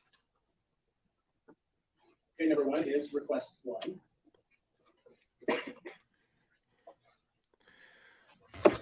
Yeah. Request 3. I'm sorry, Your Honor, it's number 2, request 4.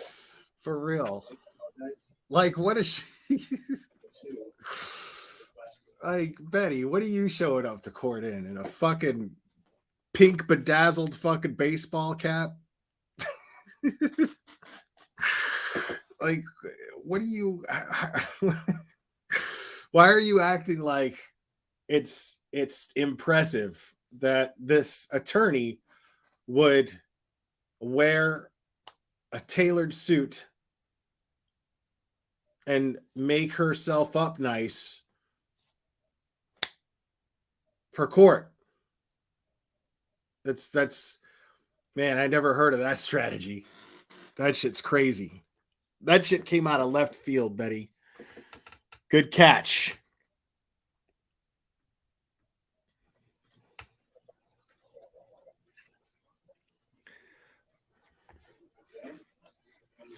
I mean, and I'm not a fashion guy, you know what I mean?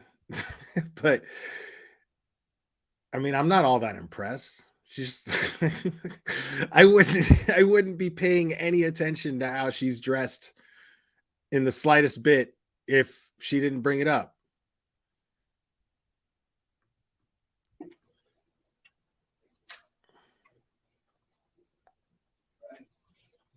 That's the second motion to compel discovery. Correct. Hey, Diesel. Nice to see you, Jules. Nice to see you, Just Debbie. Good morning. All right. I mean, am I being a dick when I say that she looks like a fucking guidance counselor? You know what I mean? She looks like a guidance counselor. Like from when I went to school. She's dressed like a guidance counselor or a vice principal. I'll give her principal. She's dressed like a principal.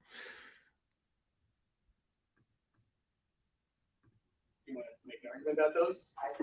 Okay, go ahead. Thank you. Your Honor, first, I want to start with talking about the discovery process. As the court knows, we have been representing Mr. Koberger since the very end of December of 2022. And during the course of the last several months, there has been a lot of discovery that's been requested and a lot has been supplied. I come here asking the court to compel discovery. I'm seeking an order directing that we receive this discovery. I'm not seeking any other kind of sanction. I don't come here saying that the prosecutor has done something wrong. I come here saying that there are things that we have a disagreement about whether I should get them or when I should get them. See, she's saying, let's go back to that. I want you guys to hear that because she's strenuously stating this over and over again. And I really believe it's because of how Jay wrote that last motion to compel. The things that we have a disagreement with any other kind of sanction. I don't come here asking the court to compel discovery. I'm seeking an order directing that we receive this discovery. I'm not seeking any other kind of sanction. She's not I seeking don't sanction. come here saying that the prosecutor has done something wrong. See how she's going? She's elaborating, saying, I'm not saying they're doing anything wrong. These are the reasons why I keep, because I read this this objection, we've read it for the last couple of days and started breaking it apart and seeing if it holds water. And, there's been multiple places in here where, especially like on page 4, that he basically is alleging that Brian could potentially have been framed by law enforcement. So it was a really strongly worded objection to the protective order. And so I think that's why she's downplaying this and making sure that she's letting them know I'm not looking for sanctions. I don't think they're doing anything wrong. She's going over and above to make that statement loud and clear before the court, in my opinion. Things that we have a disagreement about whether I should get them or when I should get them, and we seek a court order to assist us in this regard. Yesterday, we filed an exhibit that related to our motions to compel, and the purpose of that exhibit was to show the court how the discovery is coming in and what we are weeding through to try to find the information, and to let the court know that our office is making extraordinary efforts. Mr. Koberger's team works nonstop, and when we ask for discovery, it's because we have reason to believe it exists. So I wanted the court of counsel to be aware it's not a fishing expedition. These are real items that are really necessary to investigate this case and prepare Mr. Koberger's defense. So with that as the background and the frequent communication with the prosecutor's office to try to get the materials we need, we have come to an impasse in a few areas, and that's what brings us to court today. As the court knows, discovery is governed by statute 1309 and Idaho Criminal Rule 16. And the purpose of discovery is really to prevent an unfair trial, to prevent trial by surprise, and also to protect a charged person's rights to meet their defense. Oh, thank you, SoFlo, Mama. Sixth Amendment rights Mama. sufficient help, and that stems from Discovery Request 160. It's training. Oh, how long is this? These are training records of 3 of us. I know that a few of us, at least in this chat, have done those ancestry DNA type testings, you know, where you spit in a little tube and you mail it back and they tell you about where you came from, you know, what you're. That's not what you do. You swab your cheek. Who's spitting in a tube, lady? What the fuck are you talking about? Yo, nobody's spitting in the tube. Like, they send you swabs. And you just swab the cheek and you put it in the thing and you send it off. Nobody's Oh my God. Is it really spitting? Ew. Ew. Why do they make you spit in the tube? Maybe because maybe in the mail it gets fucked up or something. I don't know. I don't fucking know how DNA works. I'm just gonna stop talking about it because You big dummy. What your percentage of ethnicity is, you know, the regions where you came from. Mine actually came back with a map with little dots all over it. You know, it's kind of interesting, but just new. It was neat. You know, it was almost like a prize when you got it. But this is the same argument. You know, the hundreds of people. You remember the informants? So gross, they're dude. treating the the results. You know, the hundreds of people that are potentially related to Brian Koberger that popped up in the search. They consider those confidential informants. I mean, it's clever. It's clever legal argument, and you know, you got to think outside of the box with some of these legal arguments. So, you know, he has not ruled on that yet. Obviously, that was part of the motion to the motion for protection order, which was supposed to go on yesterday. You need to shut the fuck two motions up. to compel, the first motion to compel and the second motion to compel, and then the state asked for additional time, which was granted. So let's just get back to this.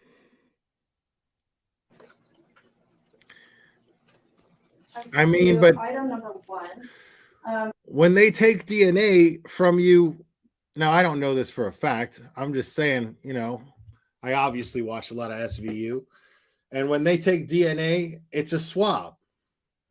And when me and my son, when I took my son to legitimize, it was a swab.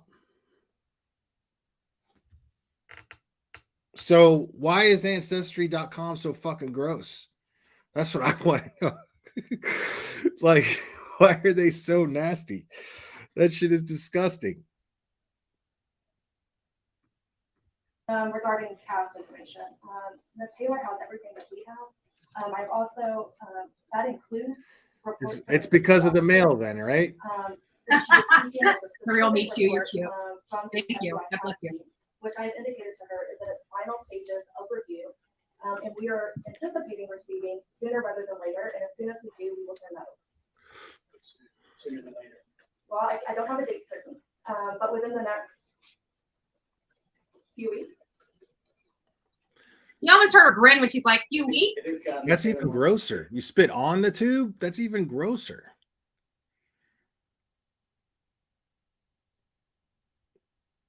It's fucking cochino.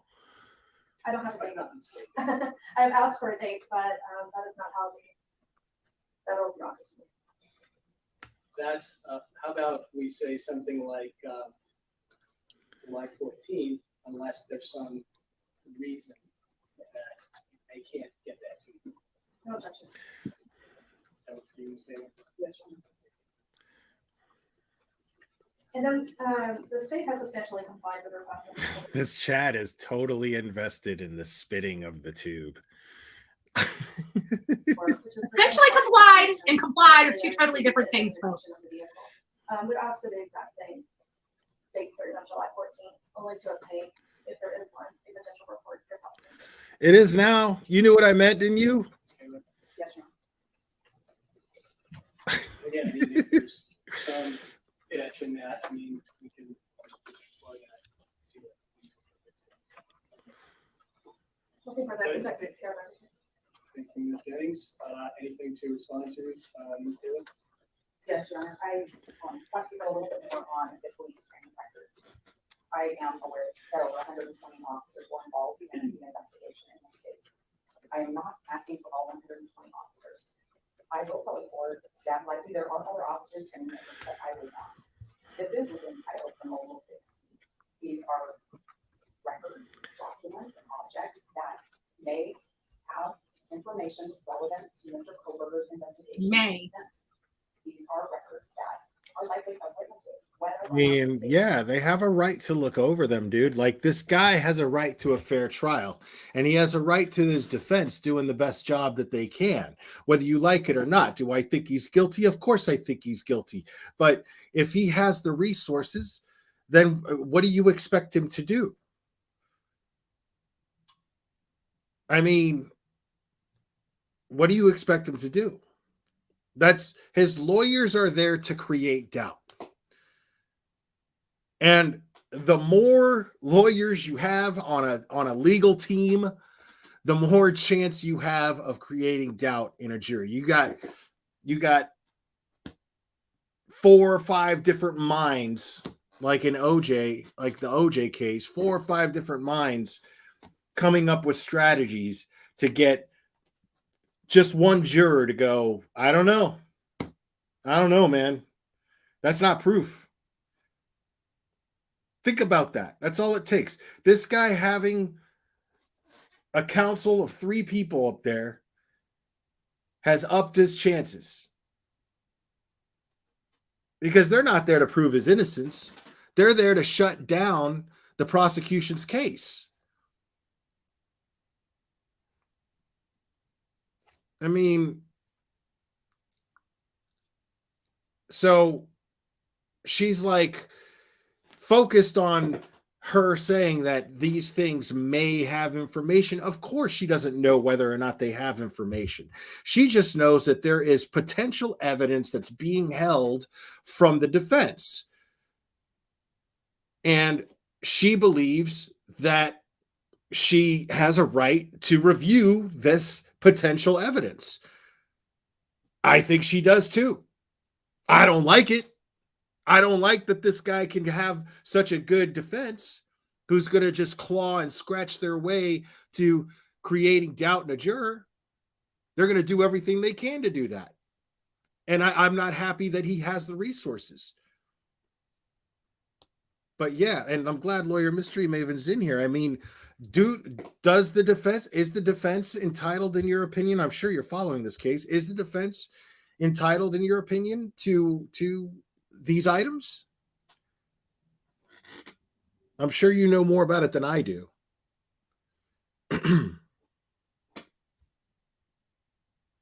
Yes, he is, in your opinion.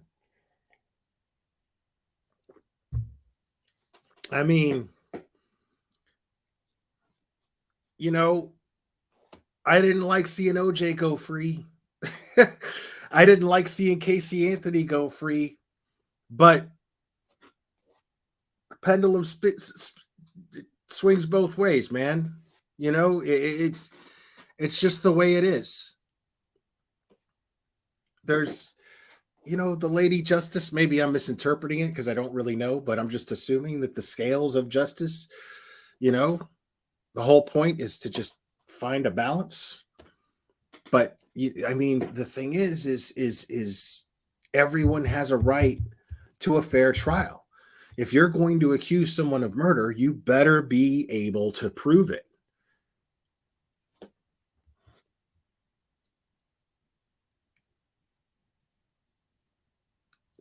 See, that's an excellent point. So it's a death penalty case. If anything, this is a case where a defendant should get everything, should have every chance to save his life. He has the right to any tool that can save his life. I totally agree. And it's a hard thing for us to accept when we know somebody in our heart is guilty. I get that. But we don't get to cherry pick when someone has rights and when they don't. And if the dude's got a good lawyer or a team of good lawyers, it's just how the justice system is, man. You know?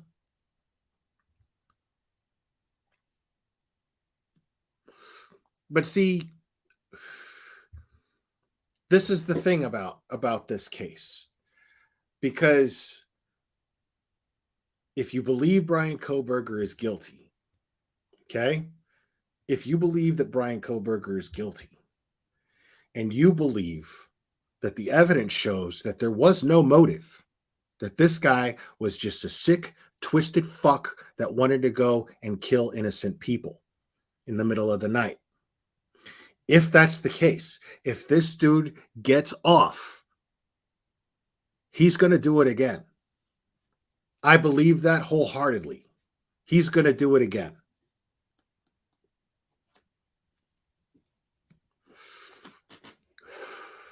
But regardless, he has rights.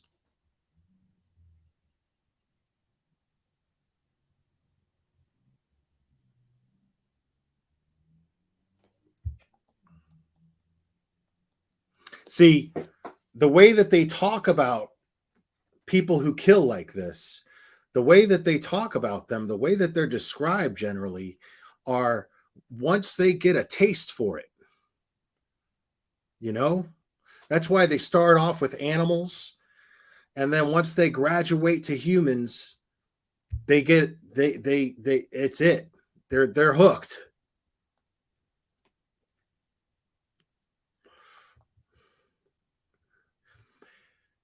See, this is the thing.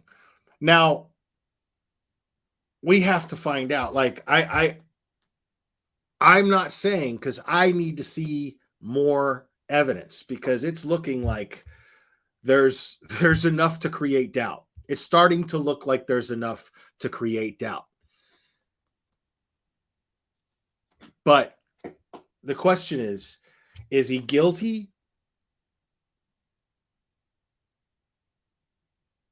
Even if it's one of those cases where we know he's guilty, but technically by law he's not? Because you can't escape that. In the eyes of the law, O.J. Simpson did not kill Nicole Brown Simpson or, oh my God, I feel like a dick for forgetting his name. Oh my God. And I followed that case really closely. And I'm just having a gummy brain fart. So I apologize for that. But Ron Goldman, thank you so much, Ron Goldman. And right now I feel really bad because I'm picturing his parents right now, you know, and everything that they went through. Those people went through pure hell. Pure hell.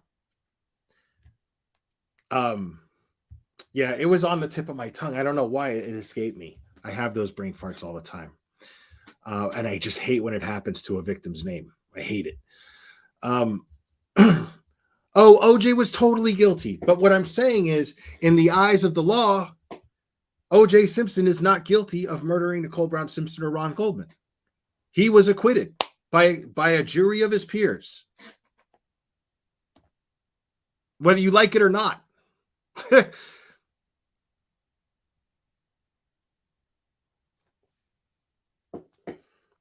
And then same with Casey Anthony. That's all a good defense attorney has to do, in theory, is just turn a fucking trial into a circus to the best of their abilities where a judge can't call them out on it. To just pull the right strings and cause just enough chaos in the trial that confuses the jury.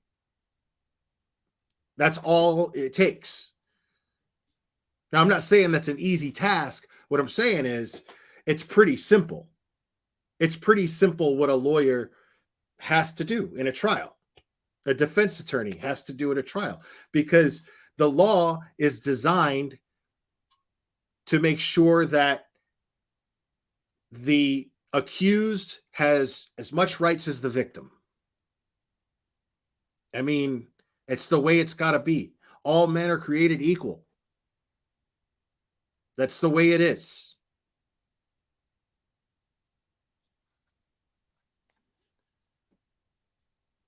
Dude, lawyer mystery maven, let me give you my quick rundown of the O.J. Simpson trial. You're saying, yes, and evidence was screwed up and mishandled in O.J. Truly, it was clear, like putting bioevidence in the back of a cop car, not a refrigerator. Right. But tell me I'm wrong that the lawyer gods did not shine the most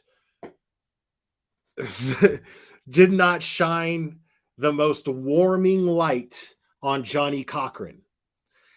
How in the fuck? What were the chances?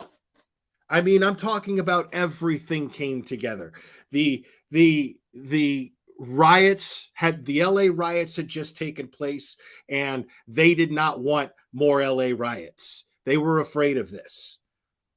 And then on top of that, the lead detective in the case, they turn up recordings of this guy talking about planting evidence for racist reasons.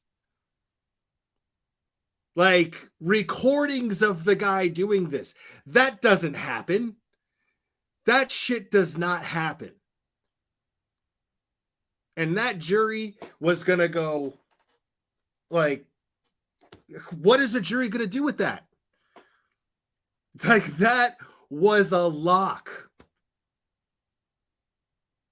And it just landed in Cochran's lap. Everything came together for Johnny Cochran in that trial. Everything.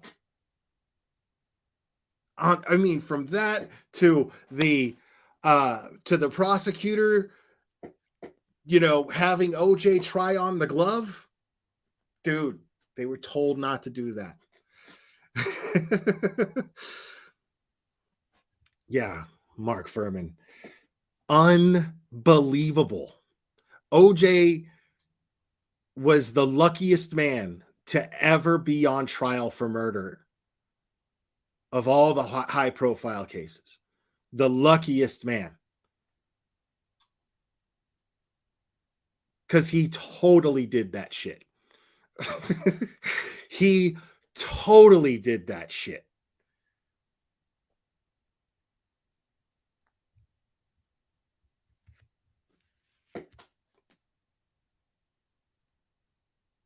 Oh, I don't even know, Catherine 662. I don't even know. And then with Casey Anthony, just all the stuff about her father molesting her, and oh God, that's what this guy did. He threw a fucking smoke bomb in the courtroom, figuratively speaking, is what Jose Baez did. He threw a fucking smoke bomb in there, and fucking everybody got confused. And then a jury was like, I don't know. I don't know.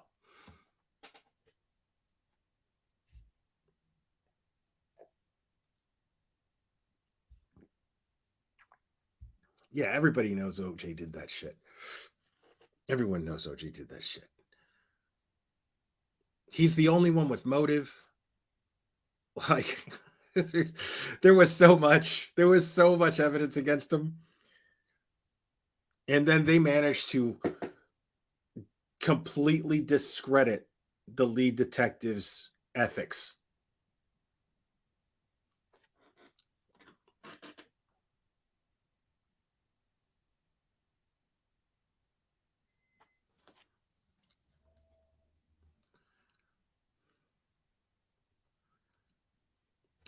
Well, yeah, I wasn't that concerned.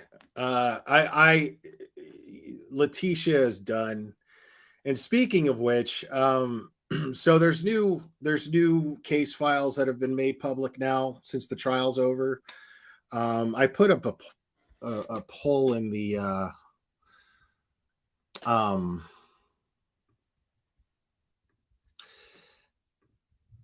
in community.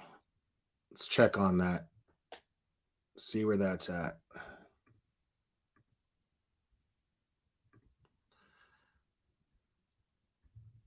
All right, so because that's where I'm at. I mean, so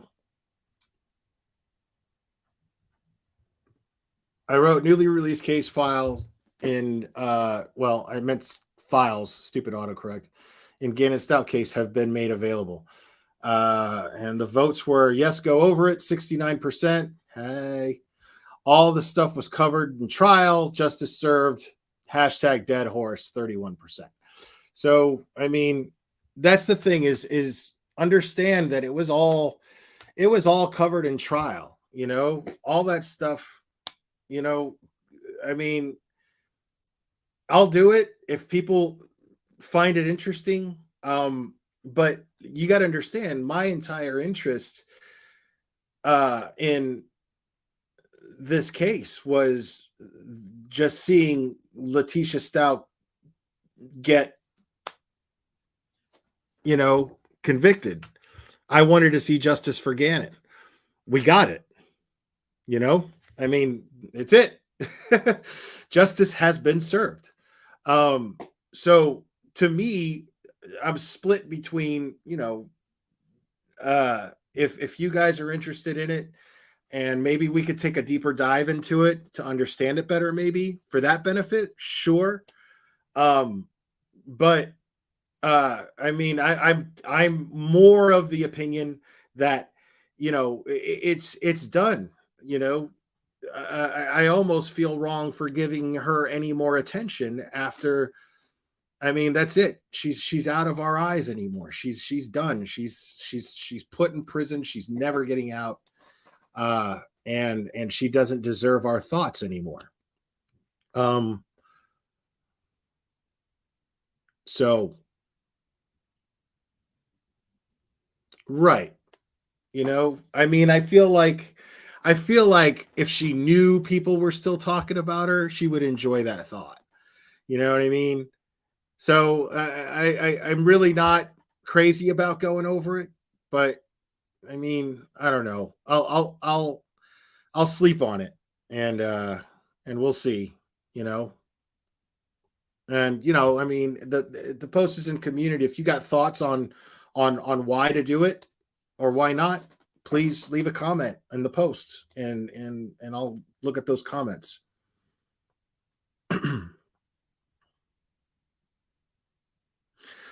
Well, right. We should always celebrate Gannon's memory, but do we do that by going over all of the gruesome details of the investigation to his murder? You know what I mean? Is that how we do that?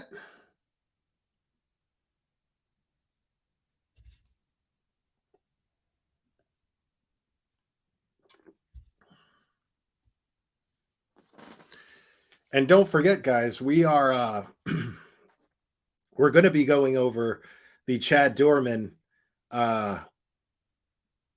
every bit of that. The thing is that just seems like such an open and shut case, but I've got to follow. I'm obsessed with following it right now because there's no motive.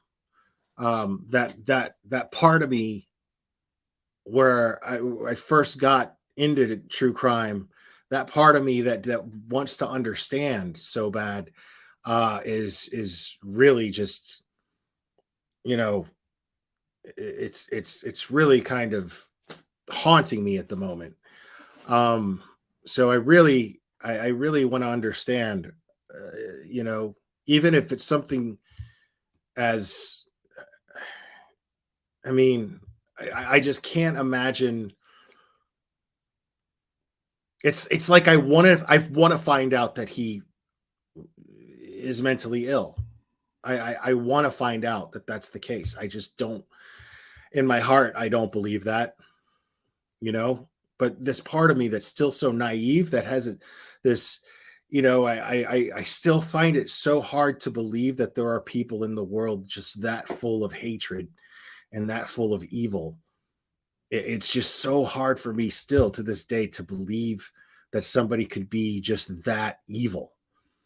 I don't want to find out that that's the case, and I'm afraid that I am, you know, but I have this weird holding out hope that he had some sort of mental illness. It's just hard for me to imagine a father doing that to his own 3 sons, especially when he seemed like such an involved father. So I guess maybe that naive part of me is just really what's kind of driving me right now, as far as following that case. But well, I'm hearing all these rumors. We don't know this stuff. There's nothing that's actually released about, there's no actual evidence. We've heard prosecutors say things, but prosecutors have to say what they got to say to make their case. Now, I do understand that a prosecutor is probably not going to mention something to a judge in court unless they can actually prove it. But it happens all the time. I mean, let's not be naive here. It happens all the time where a prosecutor will say this is what happened and fail to prove it. The burden of proof the burden of proof is on the prosecution. It's just how that is. And hopefully, now I think obviously there's overwhelming evidence of the body cam footage and everything that we've already saw, the 911 calls. There's so many witnesses. So I just don't see him getting out of this unless it's some sort of a mental health disorder that he can prove. But I just don't believe that. Even if it's something as simple as he did hate his wife, I'm just saying we haven't seen any evidence of that yet. What I'm really, really, really obsessed with wanting to see right now in this case is the interview room interrogation. I guarantee you they had to sit this guy down once they arrested him and talk to him and get him to talk. And I'm sure there's something that at least, the very least, resembles a confession based on what the prosecutor was saying in court. But I want to see that for myself. I want to see the context it was in. I want to see all of that. Kelly Green, exactly. Why didn't he shoot his wife? Why didn't he shoot his stepdaughter? Why just the three boys, especially if they were his boys and he was the closest to them? That is what I'm not understanding. If he hated her, why didn't he kill her daughter? Why did he tell her to run to the fire station? That is what is making me go, that doesn't make sense.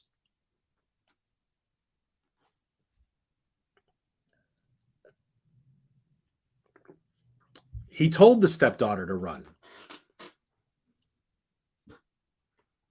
Yeah, but he shot the wife in the hand, most likely because she was trying to protect one of her children.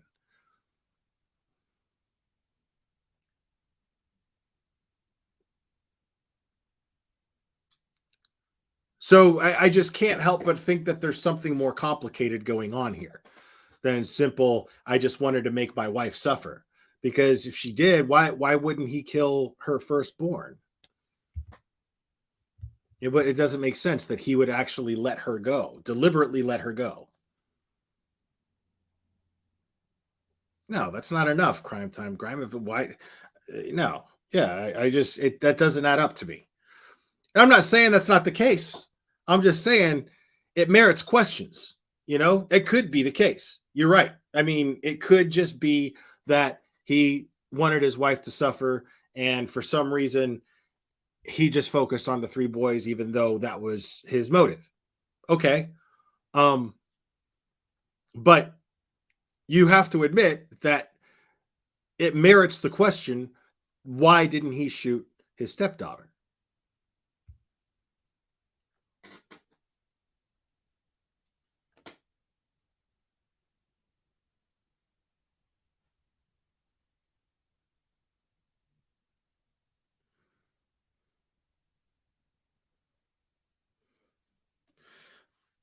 Okay, Catherine 662. Okay, but I mean, that could be that the kids were in the direction of the fire department. It doesn't mean that he was actually aiming for his daughter, because according to the 911 call, the daughter supposedly Didn't she say that he told her to run? But of course, that's from the neighbor that talked to her. You don't actually hear the daughter say that.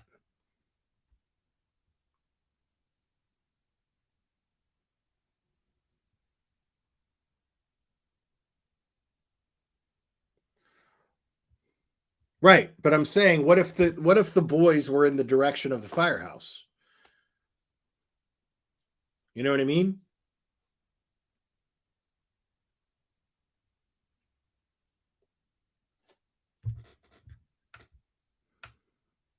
Because he's going to plead not guilty. There's going to be a trial, and there's going to be more or less a recreation, I'm sure, of what happened, which I'm not looking forward to seeing, other than the fact that it would answer some questions.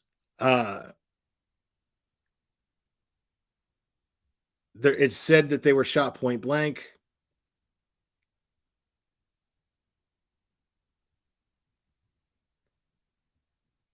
Right. And he shot, yeah, the 7-year-old took off running, didn't he? And I wonder if he took off running towards the firehouse.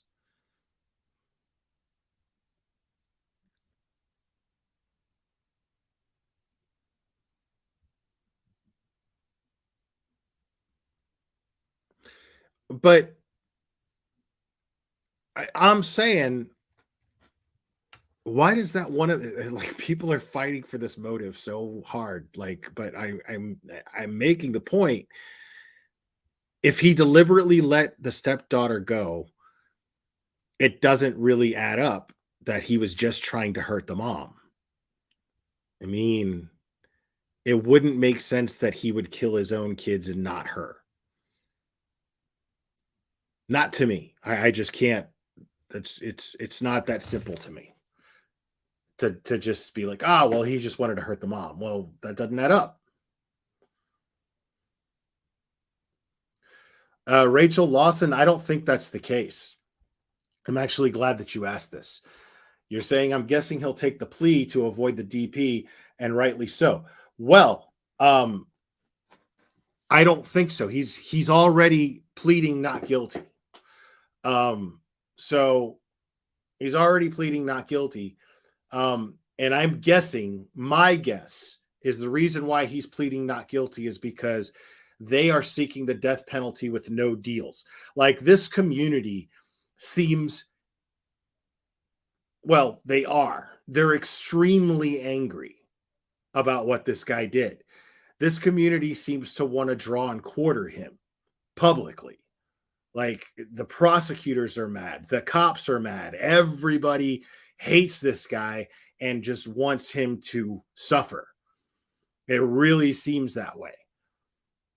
I mean, because especially if the circumstances of the case are exactly the way that they're saying they are, that he just, for no fucking reason whatsoever, decided to plan and then murder his 3 sons.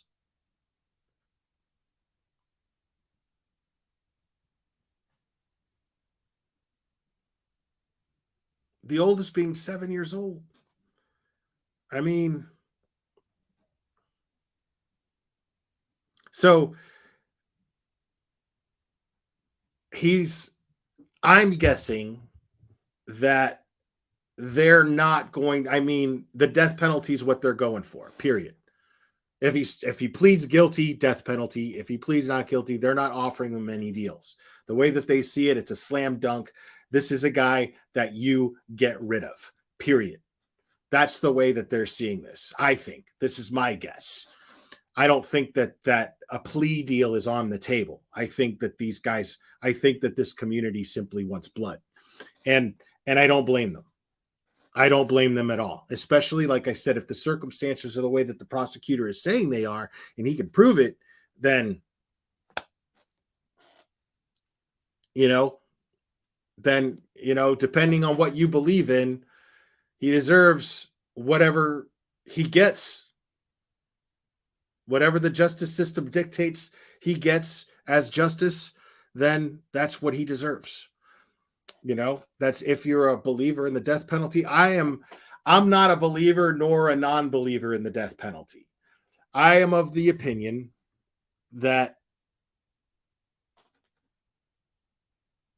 the justice system is built a certain way. You live in a certain state. However, the justice system sees fit that justice is served. As long as your rights aren't violated in the process, well, so be it.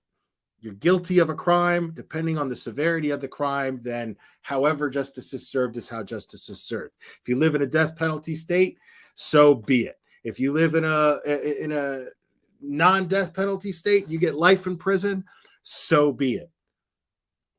I'm not going to be any more satisfied with this person getting the death penalty than I am with Letitia Stout spending the rest of her life in prison, nor vice versa.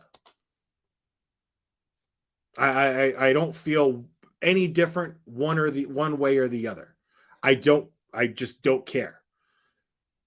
As long as justice is served and as long as I don't have to share society with that person anymore.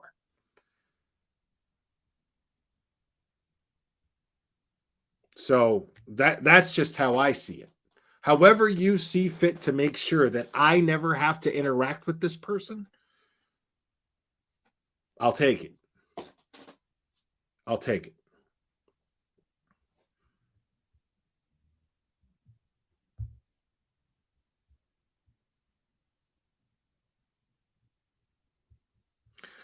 Oh, should I take? All right, I'll do that.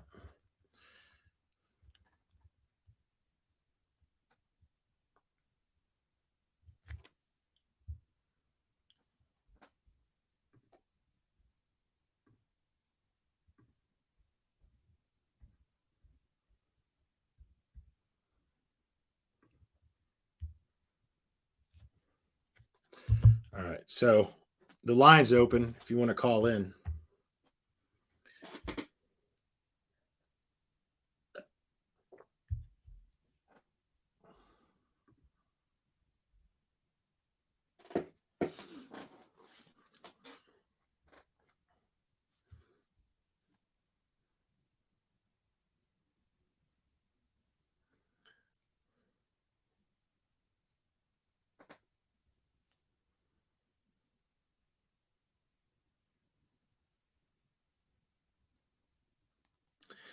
I mean, yeah, man.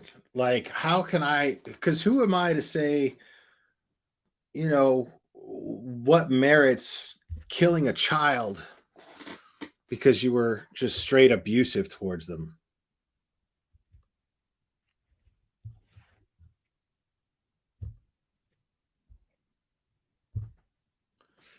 You're on. Who am I speaking with? Hey, it's Lex. Who? Sorry. It's Lex. Oh, hey, Lex Lux. What's up? Hey.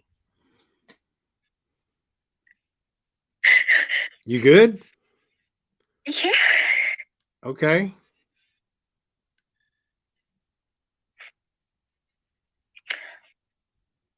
I mean, okay, we can do this. So what you doing? I mean, you got to have something to say here, sweetie. I know. That was just a lot. That was a lot that you had to say. Right. Well, I mean, that's kind of what I got to do up here. I got to talk a lot. Comes with the gig. I know, but I'm just trying to tell you. You are so amazing, but in this, I don't feel that you're right. Okay. Oh, you're upset. I thought you were laughing. Okay. So what's wrong?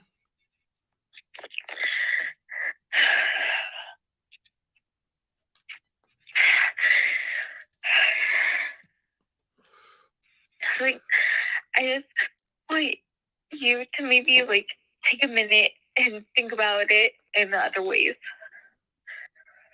Because sometimes people don't have a choice. Okay, so you're upset about my opinions on the 3 boys being murdered? Well, I'm just saying, I bet the mom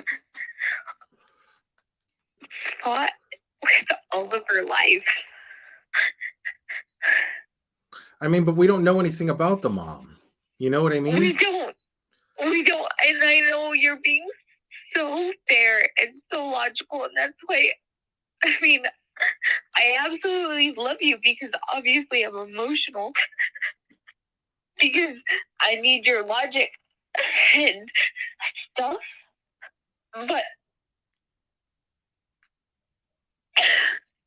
you can't just you can't just have 3 babies dead. You know, You're the only suspect. well, that's why we're talking about it. That's why we're talking about it, because we actually agree. My whole point is that I just want to understand it better. I don't like living in a world where this just randomly happens. It's not fair. It's horrible. It's horrible that this happened to these 3 boys. But I would not. Ms. Lawyer Mystery Maven, you're right, and I get you being emotional about this. And like you said, I feel like I'm just being logical because I'm hoping that there's a more valid reason that this takes place where we can actually something worse than evil, something easier than evil, not worse, but easier than evil, a better explanation to where it's something that we might be able to try to avoid in the future, something we can try to work on and fix and become aware of so that it doesn't happen as often. That's what I'm hoping for. That's the only thing. That's my opinion on this case.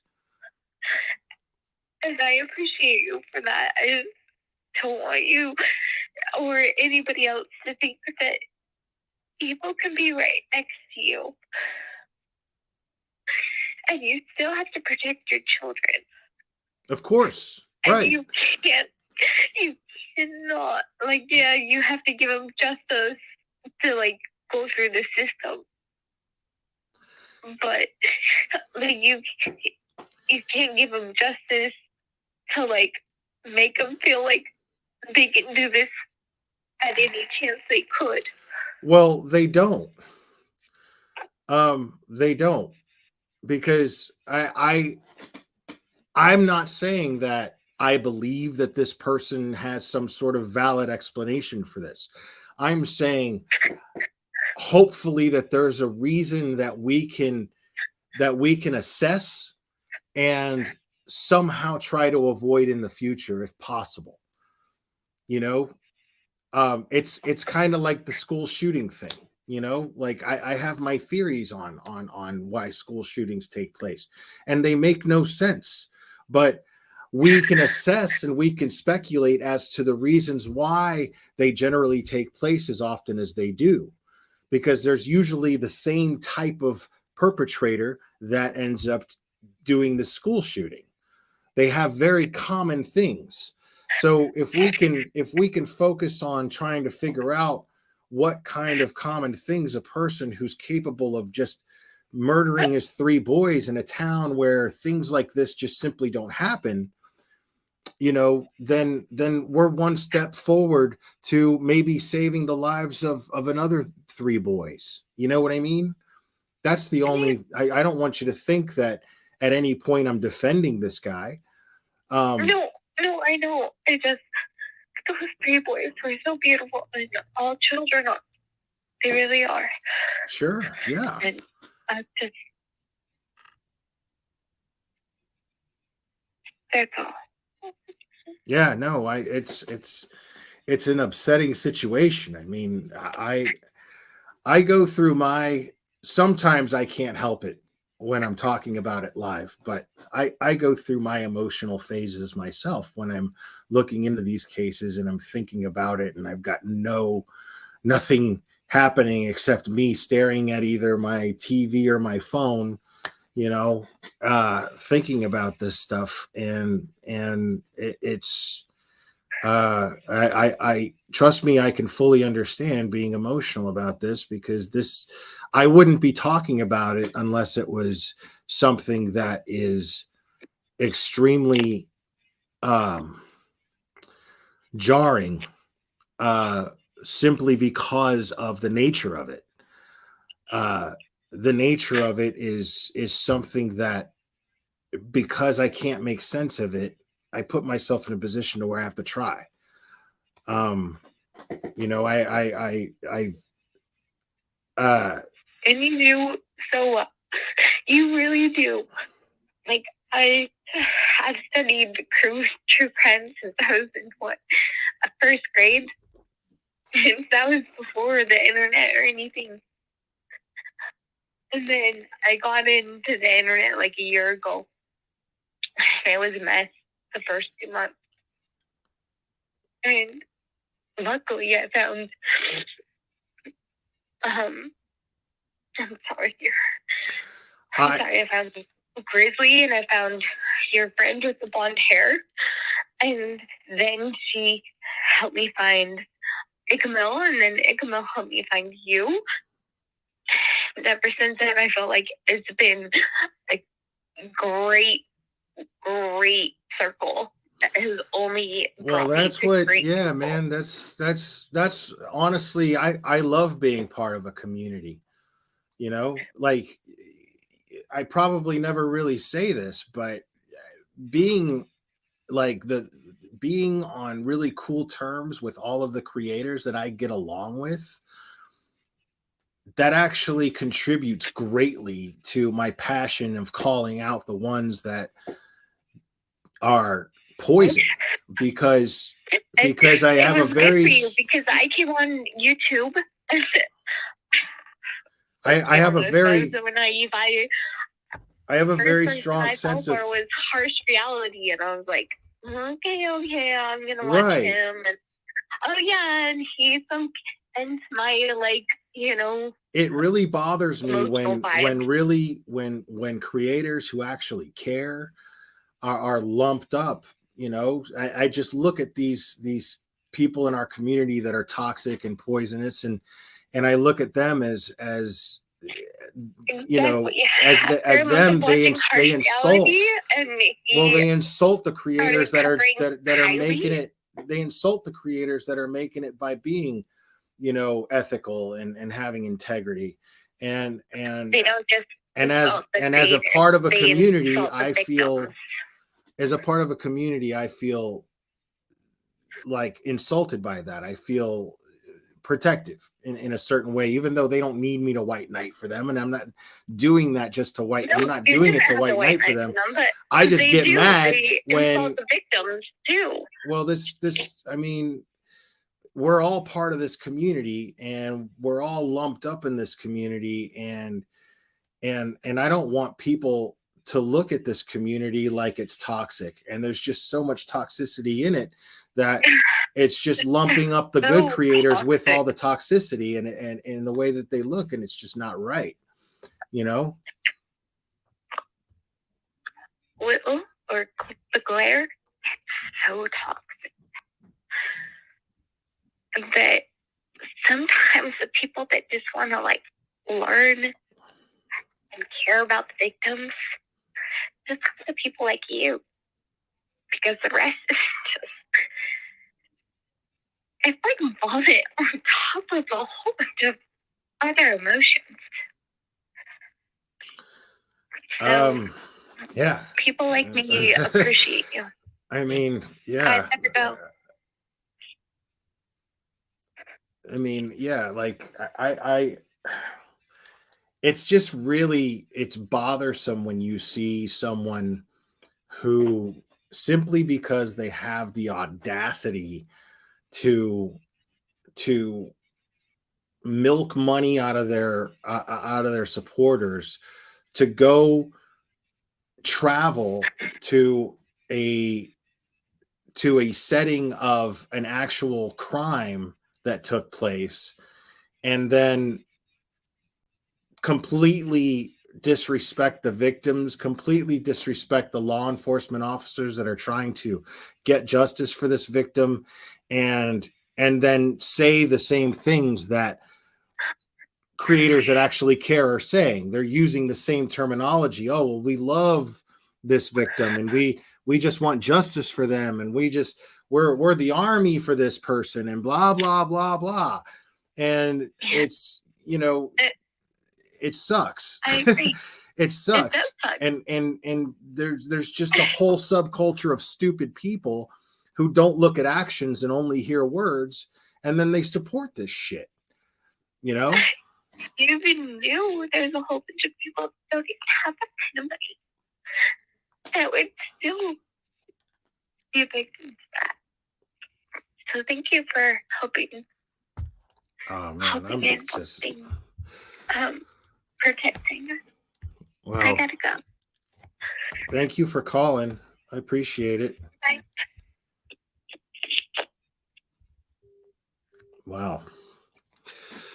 That was rough.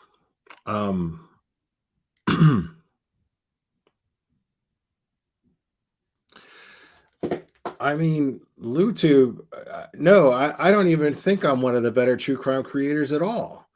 I mean, I don't do fucked up bullshit, you know what I mean? But it sucks that I'm considered, you know, by some of you, one of the better creators on true crime just because I don't do fucked up bullshit. No, there's great creators out there who work 10 times as hard as I do on their channels, and they do 10 times the research, and they deliver the information just like surgically, you know, and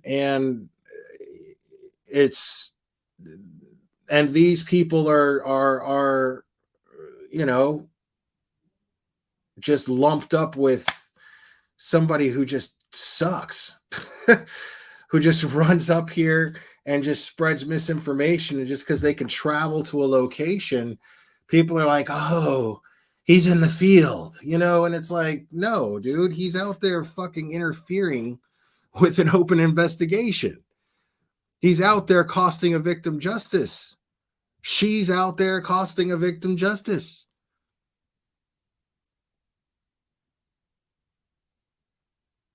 I mean, that's exactly what McDonough did. McDonough just went out there and fucking, he had tons of just footage. Like, Candace let him in her backyard. She took him to the water hole. She answered every question without any hesitation, without tripping over any of her words. She let him into her house. And then all this guy did was spin a narrative that these were terrible people. And somehow, because of the condition of her home, that makes her capable of hurting her own child. I mean, that's a stretch, man. You know? And this guy has law enforcement experience. What kind of example is that to set?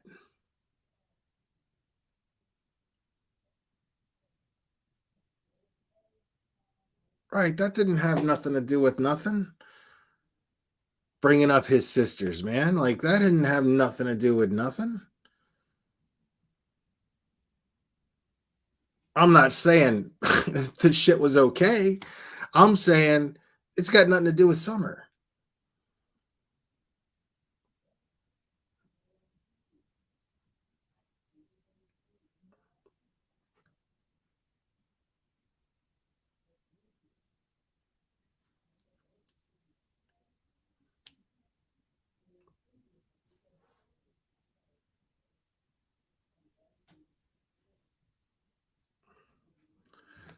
Oh, yeah, no, the whole thing. There's nothing. It's so sad that the one thing right now that you can say on YouTube that has taken place lately, something that I am just glad it turned out that way. because I didn't think that it would. But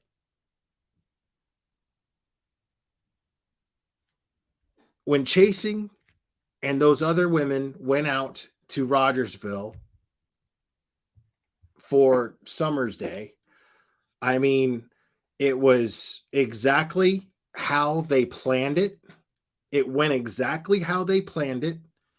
And the news media only gave them, because they were the ones that were the most respectful, and they made it about Summer. The news media, the local news media, gave them some exposure to show what they were doing and how educational it was to the community. And it was great that they did that. And Chasing was featured on at least 2 different news channels. I think it was 2, maybe 2. I don't know. It was definitely at least 1. And just, I saw 2 different news stories, but it could have been just 1 news station. But Chasing didn't give her channel name. She didn't use that to plug her channel. It was strictly all about Summer.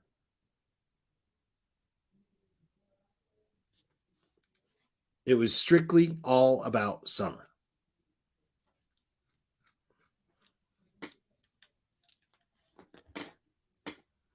I mean, and the thing is people are giving her shit about it. People are, I mean, and it's so silly. Like, I can understand if the whole world was like, listen, dude, I see that turning into a shit show. Because I was saying that.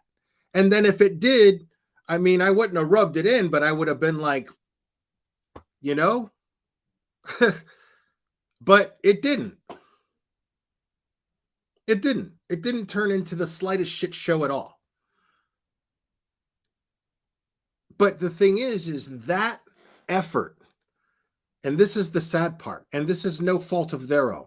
I'm saying that effort is so shadowed by all of the stuff that isn't about Summer that it is devastating that this is how this case has become. That something that powerful, where people actually made an effort, they planned things, they got people to come out from the community to educate them on missing persons and to educate them on child safety. And people traveled from out of state to do this. And there's no recognition for it, which is sad. Because even they're getting criticized for it. It's like, for what? It turned out exactly how they planned and how they claimed it was going to turn out. So why are people giving them shit about it?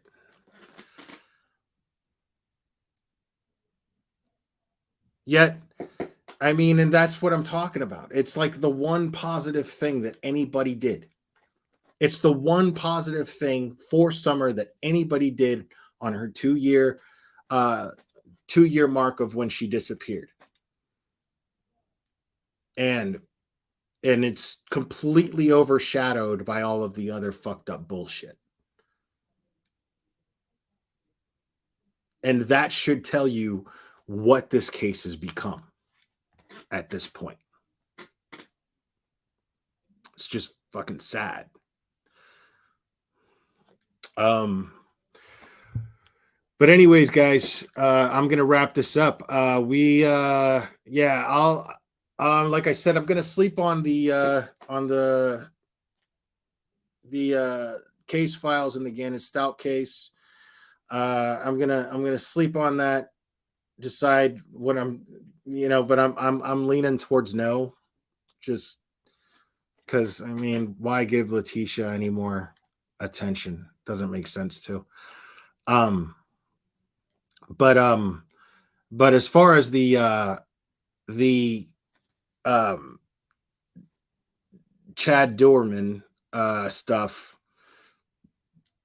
I'm going to definitely be going over that, and we're going to be definitely following any updates in that case moving forward. And I think July 5th is the next official court date.